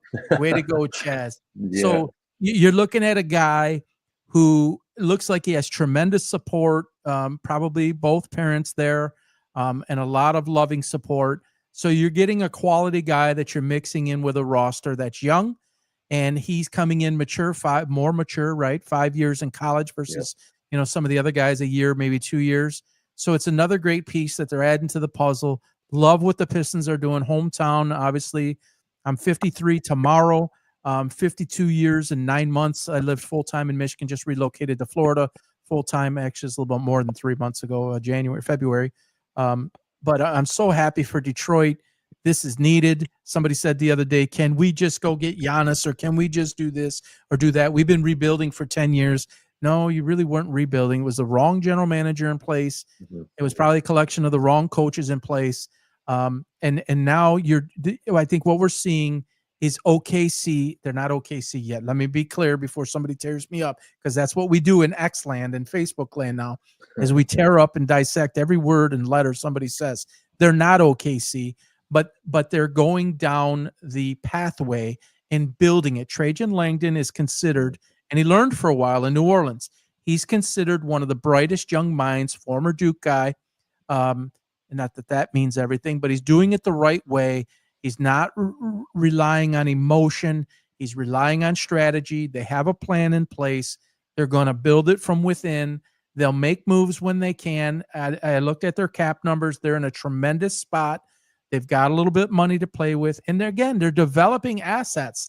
And when you develop the assets, sometimes those perform for you, and sometimes they end up getting used as tradable pieces and tradable chips to give to somebody else to get something you need in return. So love what the Pistons are doing. This is a great step in that direction. Would you say? Would you agree with that, Luke? Yeah, absolutely. I kind of just thought of something too. There's because when you said it's like OKC, they built it, they went the long way. It's we're kind of seeing like the death of a super team. Because when's the last time a three-headed monster won it? It's been a while, right? Yeah, it's been I a mean, while, and I think the Lakers are going to try to do that again. I've got a lot of yeah, it's videos on not. my YouTube channel, folks. If you haven't subscribed, please do so. At PB Sports Talk on YouTube, really developing the channel. There's about 250 videos up there. There will be many more. That'll double probably in the next month or so. So a lot of content up there. There's a lot of basketball content. There's a lot about Luka. There's a lot about LeBron. There's a lot about the Lakers, which I think is in complete disarray. Yes, they have just been sold. Yes, it will help them spend more money, but the cap is the cap, and business people are business people, and you don't get into business to spend double what you need to win. That's not how they became private equity firms. That's not how they became successful. They're not just going to throw money at a problem. It's got to be done the right way. And I just don't believe that Luka was the guy, and I don't want to get too far off here. I don't believe Luka was the, hey, follow me type of guy to build your whole entire franchise around. LeBron's leaving soon. Can't be soon enough. Sorry, Luke. But Luka's not your guy to build it around, and just throwing, you're in LA, Showtime, you're in the lights, Hollywood, the movie stars, Jack Nicklaus and all these people at the games. I wouldn't want that. I literally wouldn't want that. You're going to pay this guy $250 million or so, not the max money, at least not yet, super max money. And we'll talk about what Dallas has done here in a minute and how Nico Harrison ends up looking so brilliant because he got rid of what would have been, folks, a super max Luka Doncic at $326 million. Yes, they went to the finals with him and Kyrie. They came up short, got swept 4-0. And then they broomed him. And I cannot tell you, folks, because I'm very active on Twitter. So this is what I do now on Twitter, on YouTube. People were so upset. I hate the Mavericks. I'm burning all my clothes. I'll never support them again. And boy, 4 months later, 5 months later, I wonder what you're saying now. And look at what Luka is going to struggle with when your GM and your coach, JJ Redick, says out loud, we need to get in better condition. Better condition and recondition your team. He was speaking to Luka Doncic. So not only is it maybe the death of a 2-3 star type of team, and by the way, I'm glad you mentioned that. I don't have it up here, but as far as Giannis, I did the math. I looked at the numbers yesterday and I put it up on X. Giannis and Dame are 70% of the initial threshold of the salary cap. You can go above the salary cap up to 171 before you get into the luxury tax. I believe it's off the top of my head 146.9, 147 is your threshold. They are 88 million. I think it's 44 and 44, give or take a little bit. I don't have it in front of me, of the 140. And you have Damian Lillard, who's 34, coming off an Achilles injury. He's done for next year. He'll be 35, I think, in a couple of months, November, I think. And it's like, how'd that work out? Right? So Right. would you, from your perspective, because you look at it differently than I do at 25 years old, and you're a fan and you were a player, which would you rather see? You want to see three guys with no depth and somebody gets hurt or something doesn't go well and you're screwed? Well, it's the same with everything. It goes in waves and it always circles back around. And if you look back to like Jordan, it was Jordan and then his supporting Scottie Pippen. And then all the way to now you got like Jokic and then Murray. And then like some good side pieces that aren't too expensive, but they play defense. They hit big shots here and there, but it's Jokic's team. It was Jordan's team. This is Shea's team, but Jay Williams is good too. Like he's a good supporting. So I think we're circling back to that, and I think it's good because we have our guy. We have Cade. So we don't need Giannis. Let's get a higher quality second option for sure. And then I like Asar Thompson as like a role player, but a cheaper role player, you know? Yeah. He's going to really develop too. I think you'll see his game develop. I like He's him. high action, high energy guy, great transition player. He can really play defensively well. He's limited on the offensive end. Look at his brother. His brother has accelerated a little bit faster in terms of his offensive game. And I think we could see something similar. I think he has the ability to do that in the proper structure, the proper training, coaching, and development around certain guys. I think we'll see that happen. But if you go get a guy like Giannis, who supposedly he's keeping his ears open, we can argue a different day or debate a different day about staying with the same team, which I've always been a fan of. But dude is they're not going to do anything. The Bucks are done. It's over. They have nothing. Lillard, even if he was to come back 3/4 of the way through the year, you're 35 by then. You're coming off an Achilles. What it takes to re-strengthen that and get into game-like condition is off the charts at that age. He has no hope. They'll be lucky if they finish in the top 8, to be honest with you. Giannis is a freak. I get it. But if you're the Pistons and there's people that say, oh, trade for Giannis, it's going to cost you Duren. It's going to cost you Ivy. It's going to cost you multiple first-round picks, which you didn't have one this year. You're going to mortgage the future to do what? It doesn't guarantee you anything. And when you start to limit or negate your depth and your options and something doesn't pan out, somebody gets injured, then what? I mean, you have mid-level exceptions and things like this, but things like that. But let's just even say Giannis to the Lakers with Giannis, Luka, and LeBron and nobody else. And LeBron's 172 years old. So it's like, what are you going to do? So I love what the Pistons are doing. It's like OKC. It's like what the Lions are doing. It's what the Patriots made the Patriot way and did it so well. When most of the guys got to unpayable levels, it was the next man up because they kept on drafting and they had a knack for finding guys 4th, 5th, 6th round, costing even less, coming up the chain a little bit slower, but they were able to do it for so long. That's a winning formula. And I think you might be onto something. I didn't view it that way, Luke, but I think you're right in that we might be seeing some of that. The 3 superstar teams, even though the cap goes up each year, it's very difficult to do. If you look like at the last, 10 years maybe, everyone's been trying to use that formula to get 3 big names, 3 sexy picks or whatever, big names or free agent. And like if you look at the Nets have done it, the Clippers have done it, even the Suns have done it. They tried to do it with Booker, Beal, and KD. It hasn't worked for anybody. It's been that kind of what we're seeing the Pistons do now, which I think is exciting. Yeah, so you mentioned KD, and real quick on that, Houston, they have a core. They have a core of young players. It's not, let's go get KD. He's 37, about to be. He can still do things, but he doesn't need to come in and be the man. He doesn't need to come in and be the number one. He needs to be able to do what he can do. He's still a top 25 player. He still can get you 25 a night, but he doesn't have to do everything. They've got lots of weapons over there. They're very good at positions, and that move helps them be relevant now, and there's a great chance they're inside the top 4 in the Western Conference, which we could still all agree. I don't think anybody would disagree with this, that the Western Conference is still by far and away the stronger conference between West and East. And so they made themselves stronger, but they've done it responsibly. And he wanted to go there. He made it known that he wanted to go there. That's an exciting franchise. And what they gave up, honestly, it wasn't working. And Dylan Brooks isn't a huge loss. Jabari can do some things over with Phoenix. Jabari Smith or Jalen Green, right? Jalen Green. It can do some things, but KD, this is perfect for him. So, yeah, I totally agree that maybe we're turning the corner as far as that goes. Yeah, it's exciting.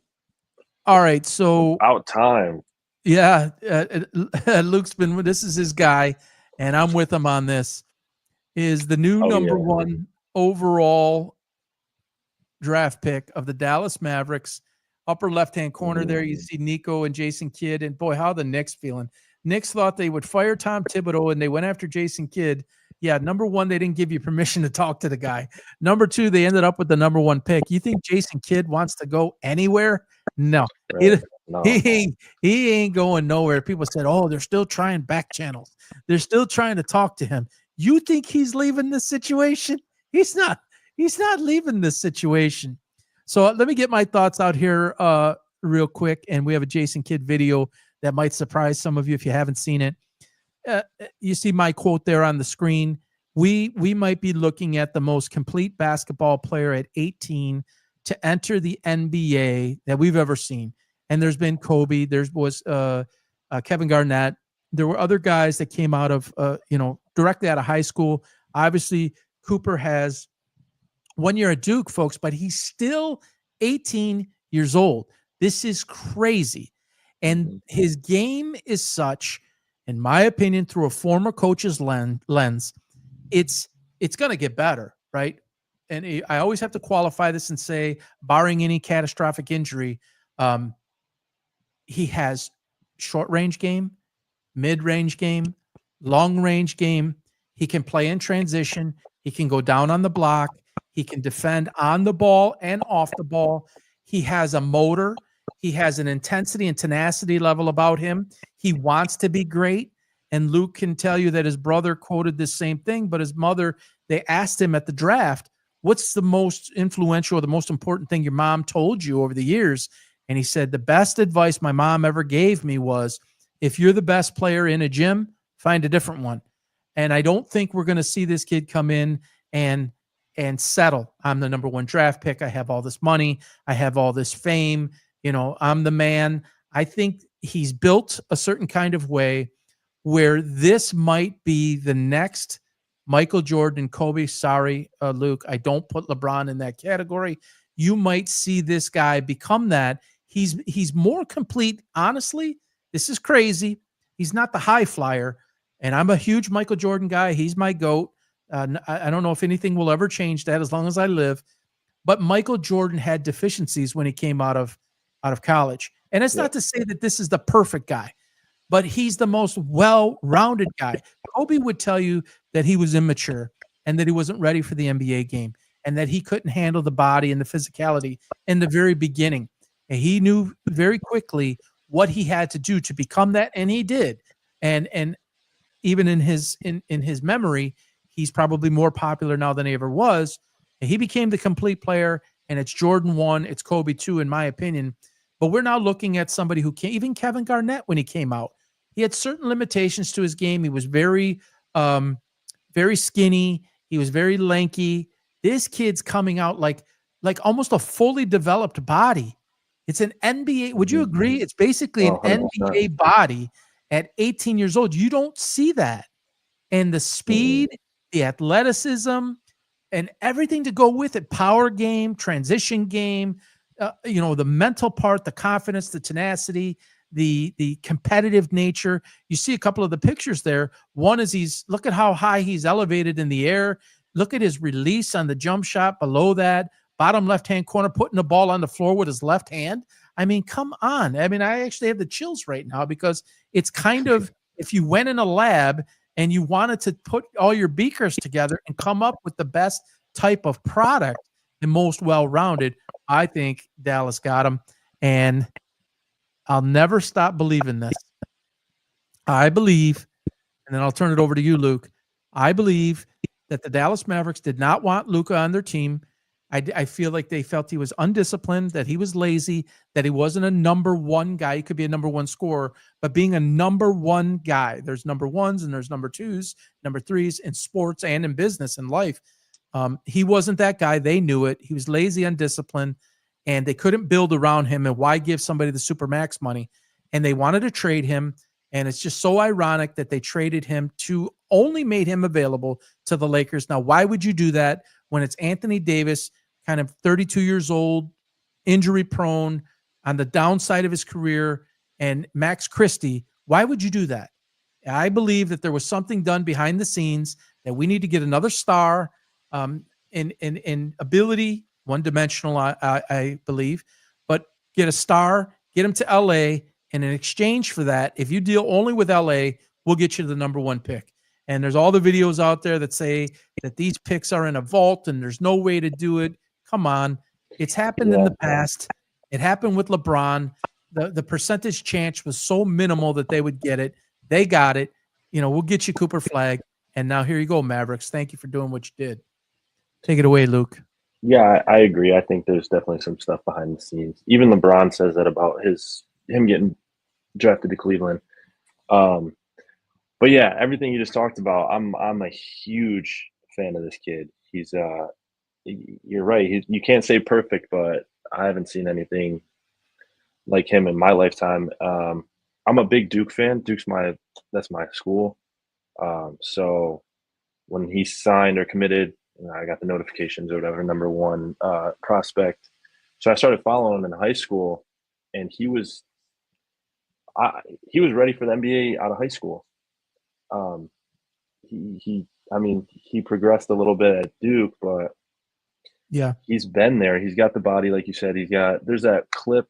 He gets a rebound, goes coast to coast, dunks on somebody and one. You know what I'm talking about? yes, I I'll do. send it to you if you. Oh my God, it's like he was probably 17 when that happened, and yeah, I don't know, but a big thing for me is he missed the biggest shot of his life. He had a chance to, I don't know if it was tied up or take the lead in the Final Four. And to have all that pressure and all the fame that he had, because who was more talked about? He's probably the most talked about prospect, maybe Zion. But oh, you mean ever? Yeah. In college? I mean, LeBron in high school. Yeah, in college, someone like that the whole nation tuned in to watch. Mm-hmm. Everyone was watching this kid, and he missed it. And he just looked up, like he didn't react. He was cool, calm. And I was like, wow, dude, that's more impressive than hitting the shot. I think I would have melted. I would have been on the ground and stuff. Like, I can't believe that. But so when you look at his summary there, 37 games, 19.275, 4.2, 48% field goal percentage, 3 point. There we go again with a pretty nice number, rounded up 39%. So I think traditional people or traditional thinking for people would say, well, why doesn't that say 25, 26, 27 a game, 26 and 9? Well, he's not what you think he is. Why do you think the average is under 20 there? Do you think it's just because of the talent at Duke and the ball moving around? There's that. That's part of it. He had that big guy, I don't even know how to pronounce it, Maluak, something like that. He was a stud. And he ate up a lot of points. He was wasn't he top 10 too? Yeah, I mean, had 3 guys go in the top 15, I'm pretty sure. And so there's that. And also, he didn't have to score 25. He didn't have to score, and you're not going to like this, but it's kind of LeBron-esque when it comes to dishing. He's not. Yeah, Jordan was taking the shot, regardless of who was hot, who was guarding him, how he was playing. He's taking the shot. LeBron and Cooper Flag are more, I think, make the right play, make the smart play, give it to the hot hand, and still make an impact, rebounding, playing defense, all that kind of stuff. So yeah, I think that shows. And 19 as a freshman, that's still pretty good. Yeah. I'm not saying it's not, but I think that the traditional mindset would say, well, number 1 pick, you're averaging 19 and 7.5. Like, what is that? I mean, I think you have to look deeper into the why behind it, which I think we just talked about, is he didn't need to jack up all the shots like that.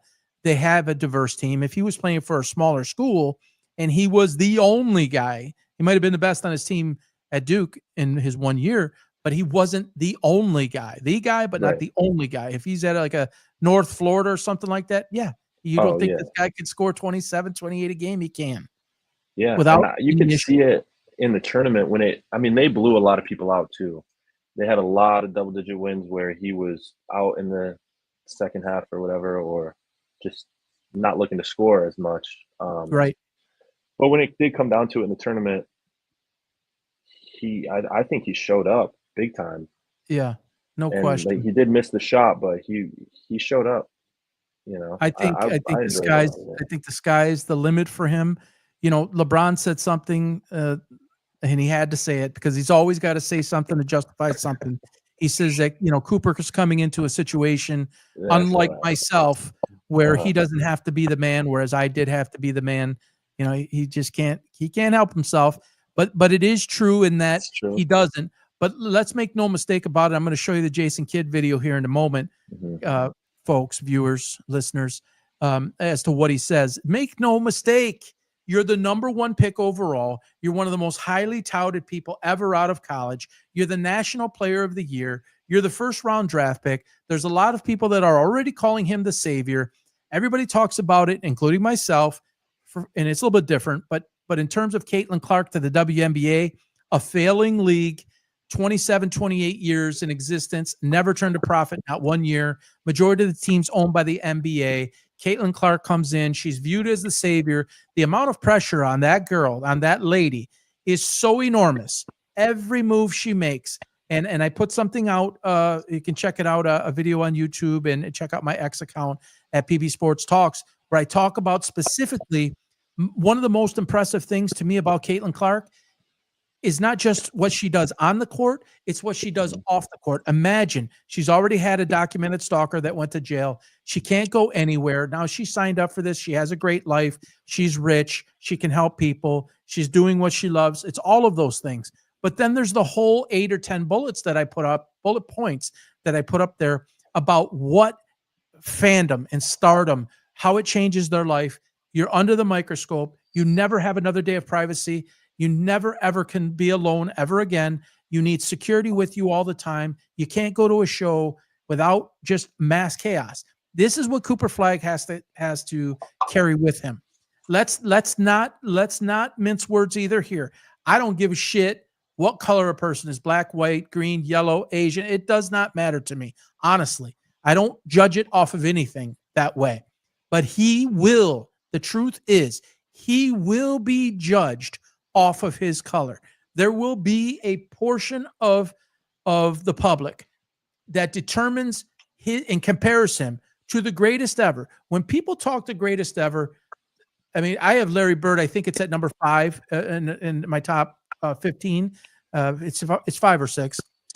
When people argue about who the top 3 players are of all time, the modern people, it's in any order: Jordan, Kobe, LeBron. Those are all African American players. I don't believe that anyone thinks that a person who is white can be in that category past, say, a Larry Bird. There are some other terrific white players that have played over the years, but this man is being spoken as he could be that next guy. So he has all of the number one, all of I went to Duke, all of the fame and fandom, all of the talk, McDonald's All-American, Player of the Year. He has all of that.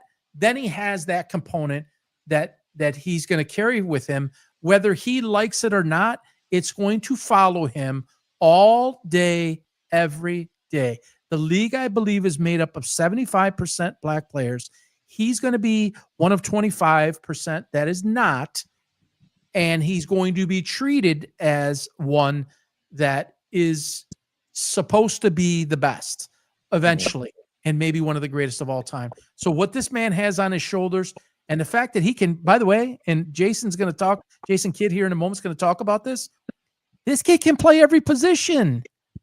He literally can play 1 through 5. Now you can argue that he's better in certain positions than others, but it's not a stretch to say that he can play all 5. You agree with that? Right.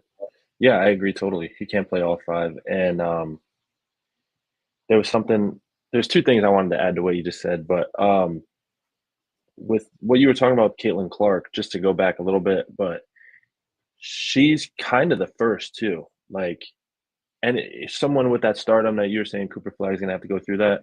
There's a whole league of guys that go through it that he can talk to. Yeah. Who's Caitlin Clark got to go to? She's kind of the first. That's an awesome point. So there was Cheryl Swoops, Lisa Leslie. These are retired players that were great, but the fandom was never there. You're Not even right. close. You're right.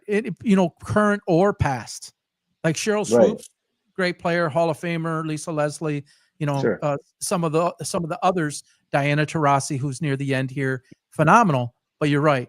Never the whole league. Never you're the savior. Never in Right. this case you're the great white hope. Larry Bird was called that, and now this is whatever 35 years later or so is going to take on some similar. That's a great point. And she has literally nobody to go to. She's probably spending time talking to the male athletes that way.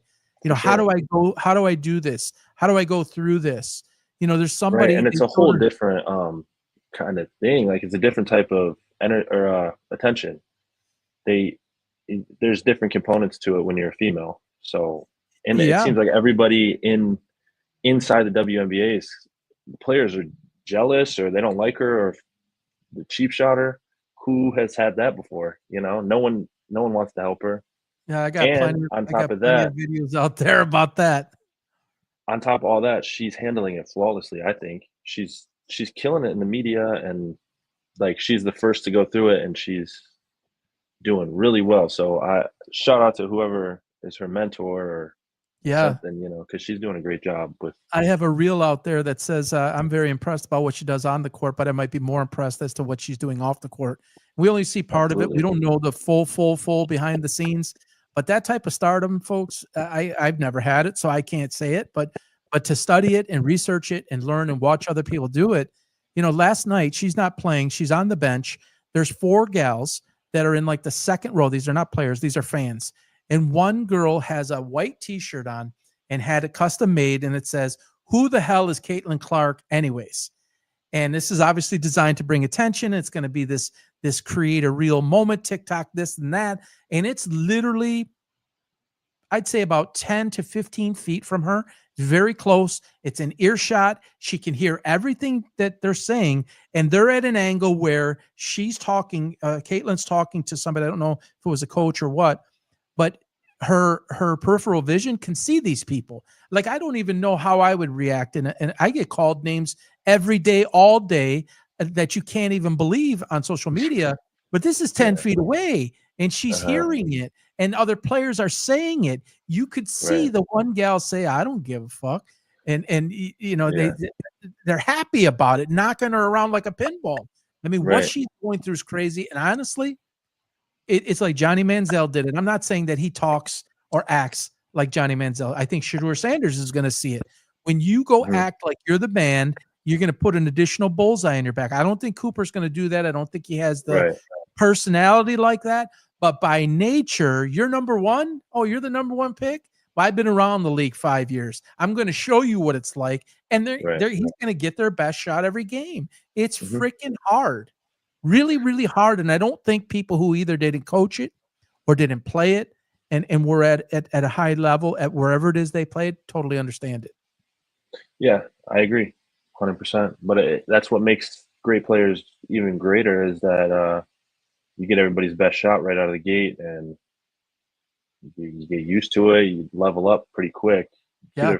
Either sink or float, sink or swim. Yeah. So here's like Jason kind of guys Kidd. in the swim. This is a clip from Jason Kidd talking about what he has in his bag of tricks for Cooper Flagg. Take a listen to this. Maybe I'll play it twice. He's so soft-spoken. I'll get the volume up here in just a moment. The position. I want to put him at the point guard. I want to make him uncomfortable because I don't look at the position. I want to put him at the point guard. I want to make him uncomfortable and see how he reacts. Being able to run the show, being able to play the 2, play the 3. He's comfortable playing that, but we want to push. And I think he's going to respond in a positive way. It's all right to fail. It's all right to turn the ball over. We've talked about that. just understanding the guys that I've been around that have been young, from Giannis, giving him the ball and he failed. But he wanted to come back and have the ball. So I'm excited about giving him the ball against the Lakers and see what happens. Yeah, I think that's going to be really interesting to even suggest that a 6'9", I'm not sure of his weight. I want to say about 240, 6'9", 240 can handle like that. And boy, what you want to talk about one of the greatest distributors of the ball in history. I mean, we're looking at him on the screen right here. And while he's 6'4", he's 6'4", 6'5", he's not the height of Cooper. It's like, what better way to learn than for one of the greatest ever to do that? And I think Cooper, like we talked about, his assist game, being a distributor as much as he is a scorer, he already has that going for him. But with a guy like Jason Kidd, a guy like Kyrie Irving, wow. I mean, Kyrie's a scorer first, but this is pretty awesome. Yeah, I agree. And he did bring up the ball a lot at Duke. I feel like he played all positions at Duke. But yeah, you're right. He's obviously naturally more probably small forward, power forward-ish, but he's athletic like a guard or whatever. But to come into Jason Kidd, you're gonna learn.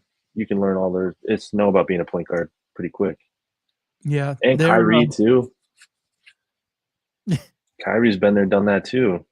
Yeah, and we got to see how he comes back from that injury. That's pretty severe. It's going to take up quite a bit of the year.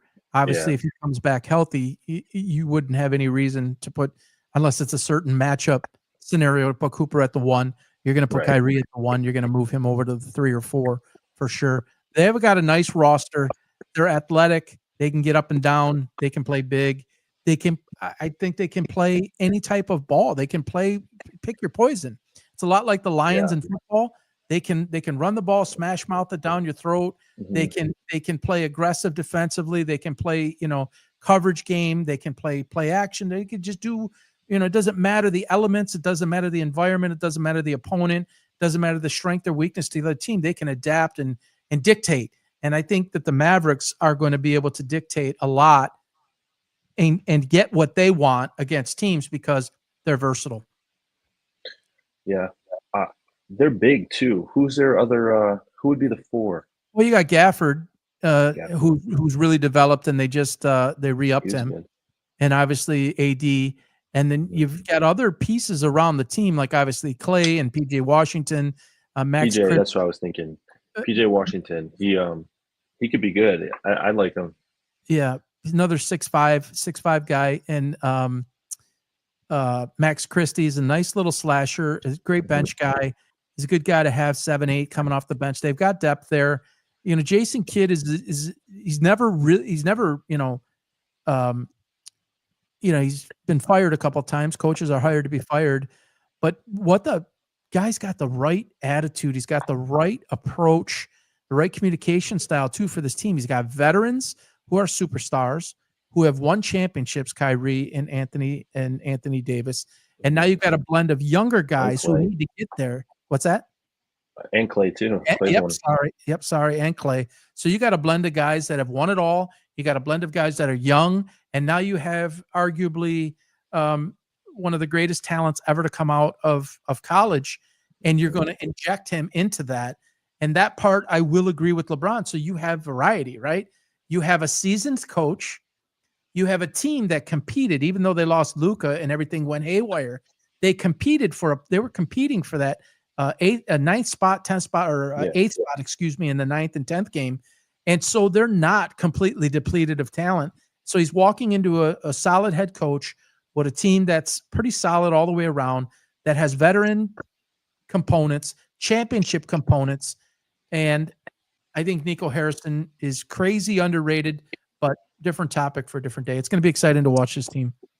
Yeah, I'm excited too. I'm not a Mavs fan by any stretch of the imagination, but I do like Cooper Flag. You will be now. I I like Cooper, man. I like Kyrie too. He's another Duke guy. So yeah, we'll see. I'll be watching. Yeah. So we're gonna wrap it here with this last segment. This is really disappointing to see, and what the polar opposite of what I showed you with Chaz Lanier a little bit earlier. Guy drafted 37, feels blessed to even be drafted.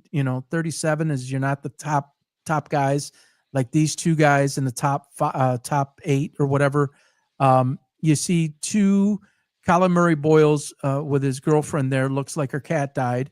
They're now going to Toronto. He stands up. He says, drops the F-bomb and shakes his head. He was not happy, probably going to Toronto versus some of the other teams, whether it's city, whether it's weather, whether it's playing with, some of the guys that you maybe look up to or played with. He maybe didn't get that. Ace Bailey. Now it's reported he's gonna report to Utah today.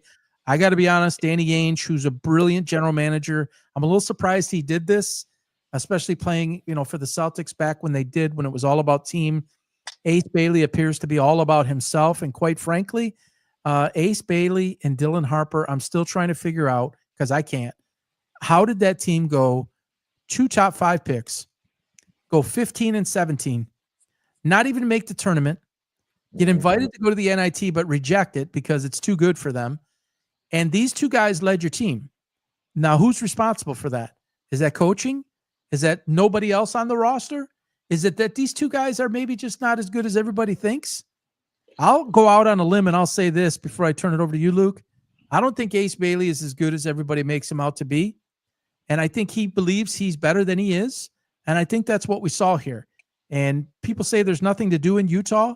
And maybe that's the case unless you want to ski. And I'm not sure he wants to ski. All right. But they do have some parts there. They're talking about trading a couple of them. But if he wanted to be the man at a franchise, he might have an opportunity to go for that. And he's playing for an incredible GM, and he's playing for a pretty good head coach. But it's just disappointing to see. I didn't like this stuff on my team. In fact, I despise it. I think it's the ruination of sports. It happens more so in basketball than a lot of sports, particularly hockey. Mm-hmm. You don't see this. And it's unfortunate to see a guy who was a millionaire before he stepped into that seat and in that suit because he was given money up front. He played, NIL and all of that, and multimillionaire. Then he becomes a greater multimillionaire.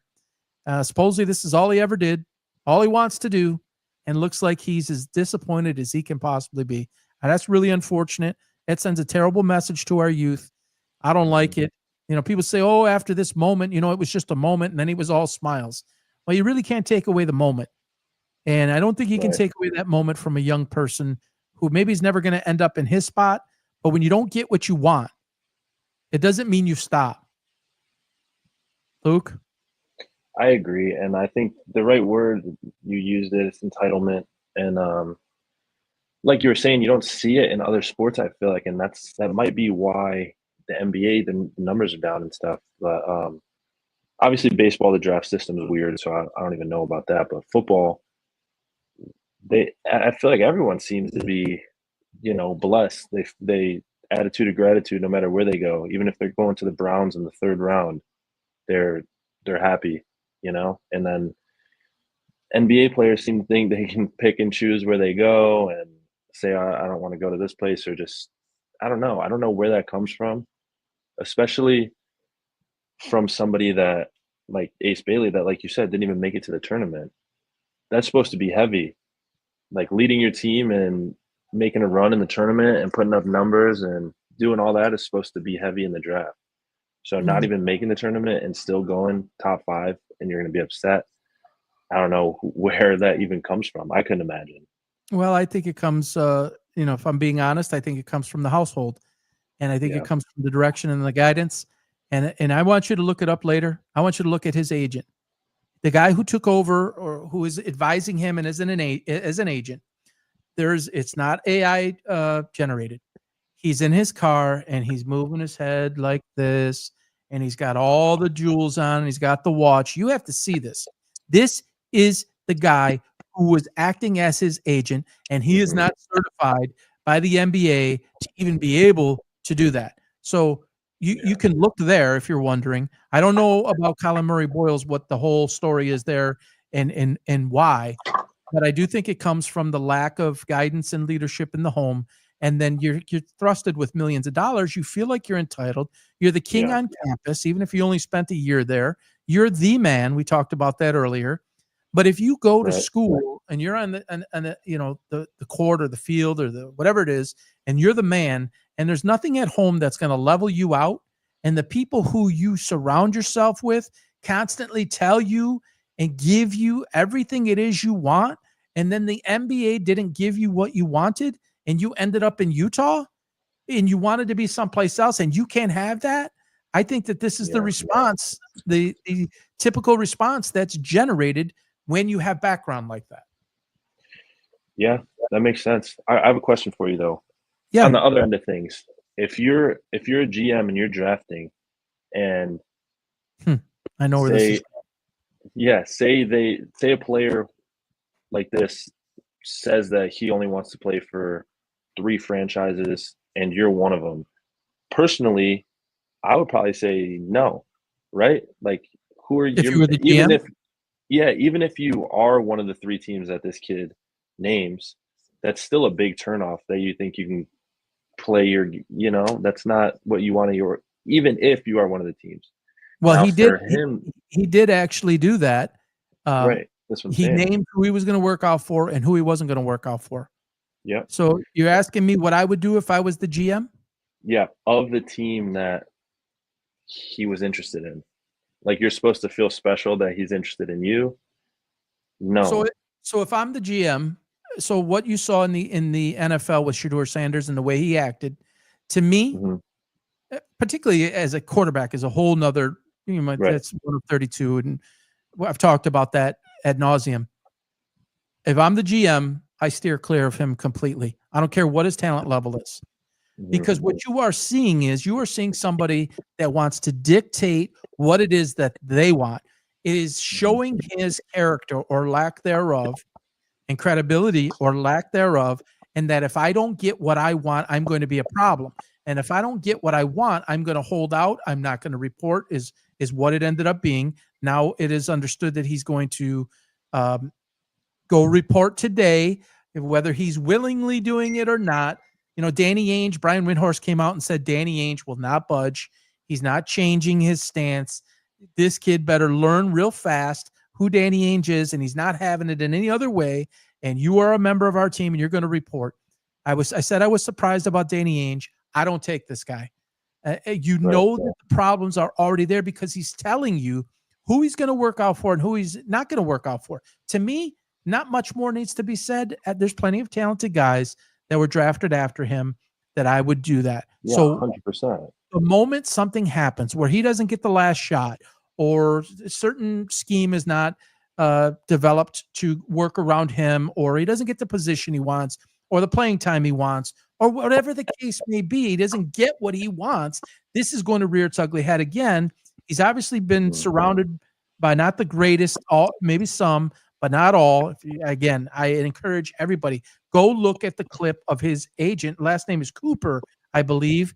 You won't believe what you see.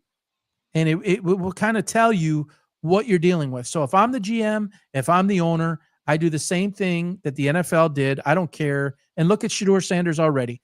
Now, we all make mistakes. Other guys have done it. 96 miles an hour, 101 miles an hour. That's just bad judgment. And if you made the judgment and your team, your entourage allowed you, and you allowed yourself to say, I'm not working out for you. I'm not working out for you. I'll only work out for you and you. That's a decision. Right. That's a choice. And that's going to follow him. And I don't think you could just magic erase that away. I don't think so either. And that's what I thought was interesting, because I don't know who you think that's benefiting. If you're a guy saying, I only want to work out for these 3 teams, what if those 3 teams don't want you? You're screwed. And also, you could take it as a negative, even if you are one of the teams that he wants to work out for. Well, I think certainly he believes he's number one. I really believe that's his mentality. And there's a certain degree where you need to think like that. The most elite of anything, whether it's business, whether it's sports, you need to think and want to be number one, but you're not number one, bud. And, you just said it's heavy on the draft or heavy on the tournament. And you know what? You don't really have a great track record. You might have some individual talent. You might have some skills that are there that can be developed, nurtured, cultivated, and made better. But Right. character is as important as the talent. I've laid that out a gazillion times. Sometimes guys are so elite that people ignore it and turn the other way. Dennis Rodman would be one of those people that had a lot of issues, but he possessed skills that basically no one else had. And so teams put up with it. It's not only him. You see other guys do that. But this is just, I mean, when Dennis Rodman was drafted, I think it was 32nd or 34th by the Pistons. I'm testing my memory. It was in the second round, and he was in complete tears, overwhelmed with joy, lifetime dream. Yeah. And dude, and I'll give him credit. Ace Bailey's probably worked on his craft for his 18, or whenever he could start bouncing a ball. He's put a lot into it to get to this Sure. point. He's obviously skilled, but there's another part that goes with it, and you're less Whole effective. other half. Yeah, you're less effective if you possess only one half.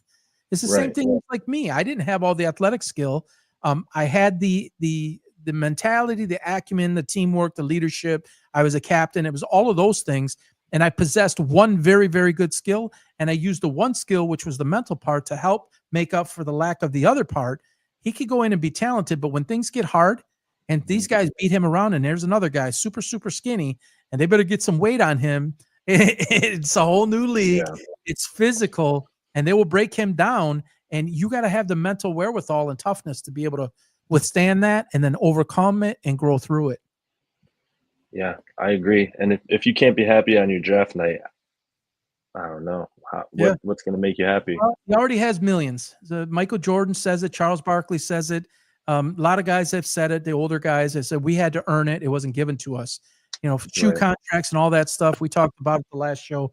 You had to earn it. So it wasn't already in your hands. It just wasn't allowed.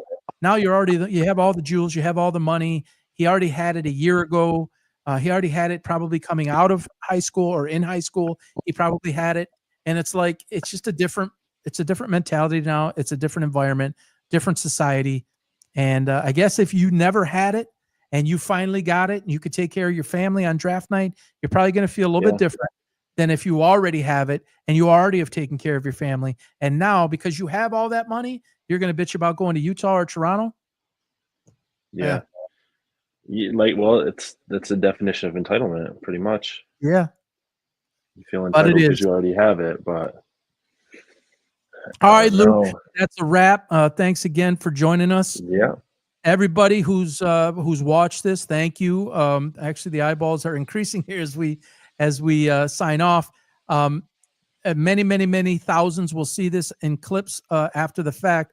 Again, thank you for all of your support. You're helping a lifelong dream of mine come true. Subscriber base on YouTube up about 500% over the last month. I'll check the count. Hopefully it's gone up while we're here. If you have not yet, please do so. Go to the YouTube channel at PB Sports Talk. Click that subscribe button. About 250 videos. That'll probably be about probably 600 or so in the next 30 days. Be a lot of different content, a lot of great cuts and angles coming through a coach's lens. We'll do more things like this with Luke. Luke, I'm sure, will be on a future show as we get closer to football season. He has a lot to offer in that respect. Oh, yeah. There's other things planned, and looking forward to all of that. So again, thank you, Luke. Thanks for everybody for watching. Have an awesome weekend. And again, like I try to say every single end of every show, hug someone, hold someone, love someone. Life is short. Take care, Luke. Take care, everybody. Have a great day. All right, Bye-bye. Coach. Thank you. See you, Luke. Bye.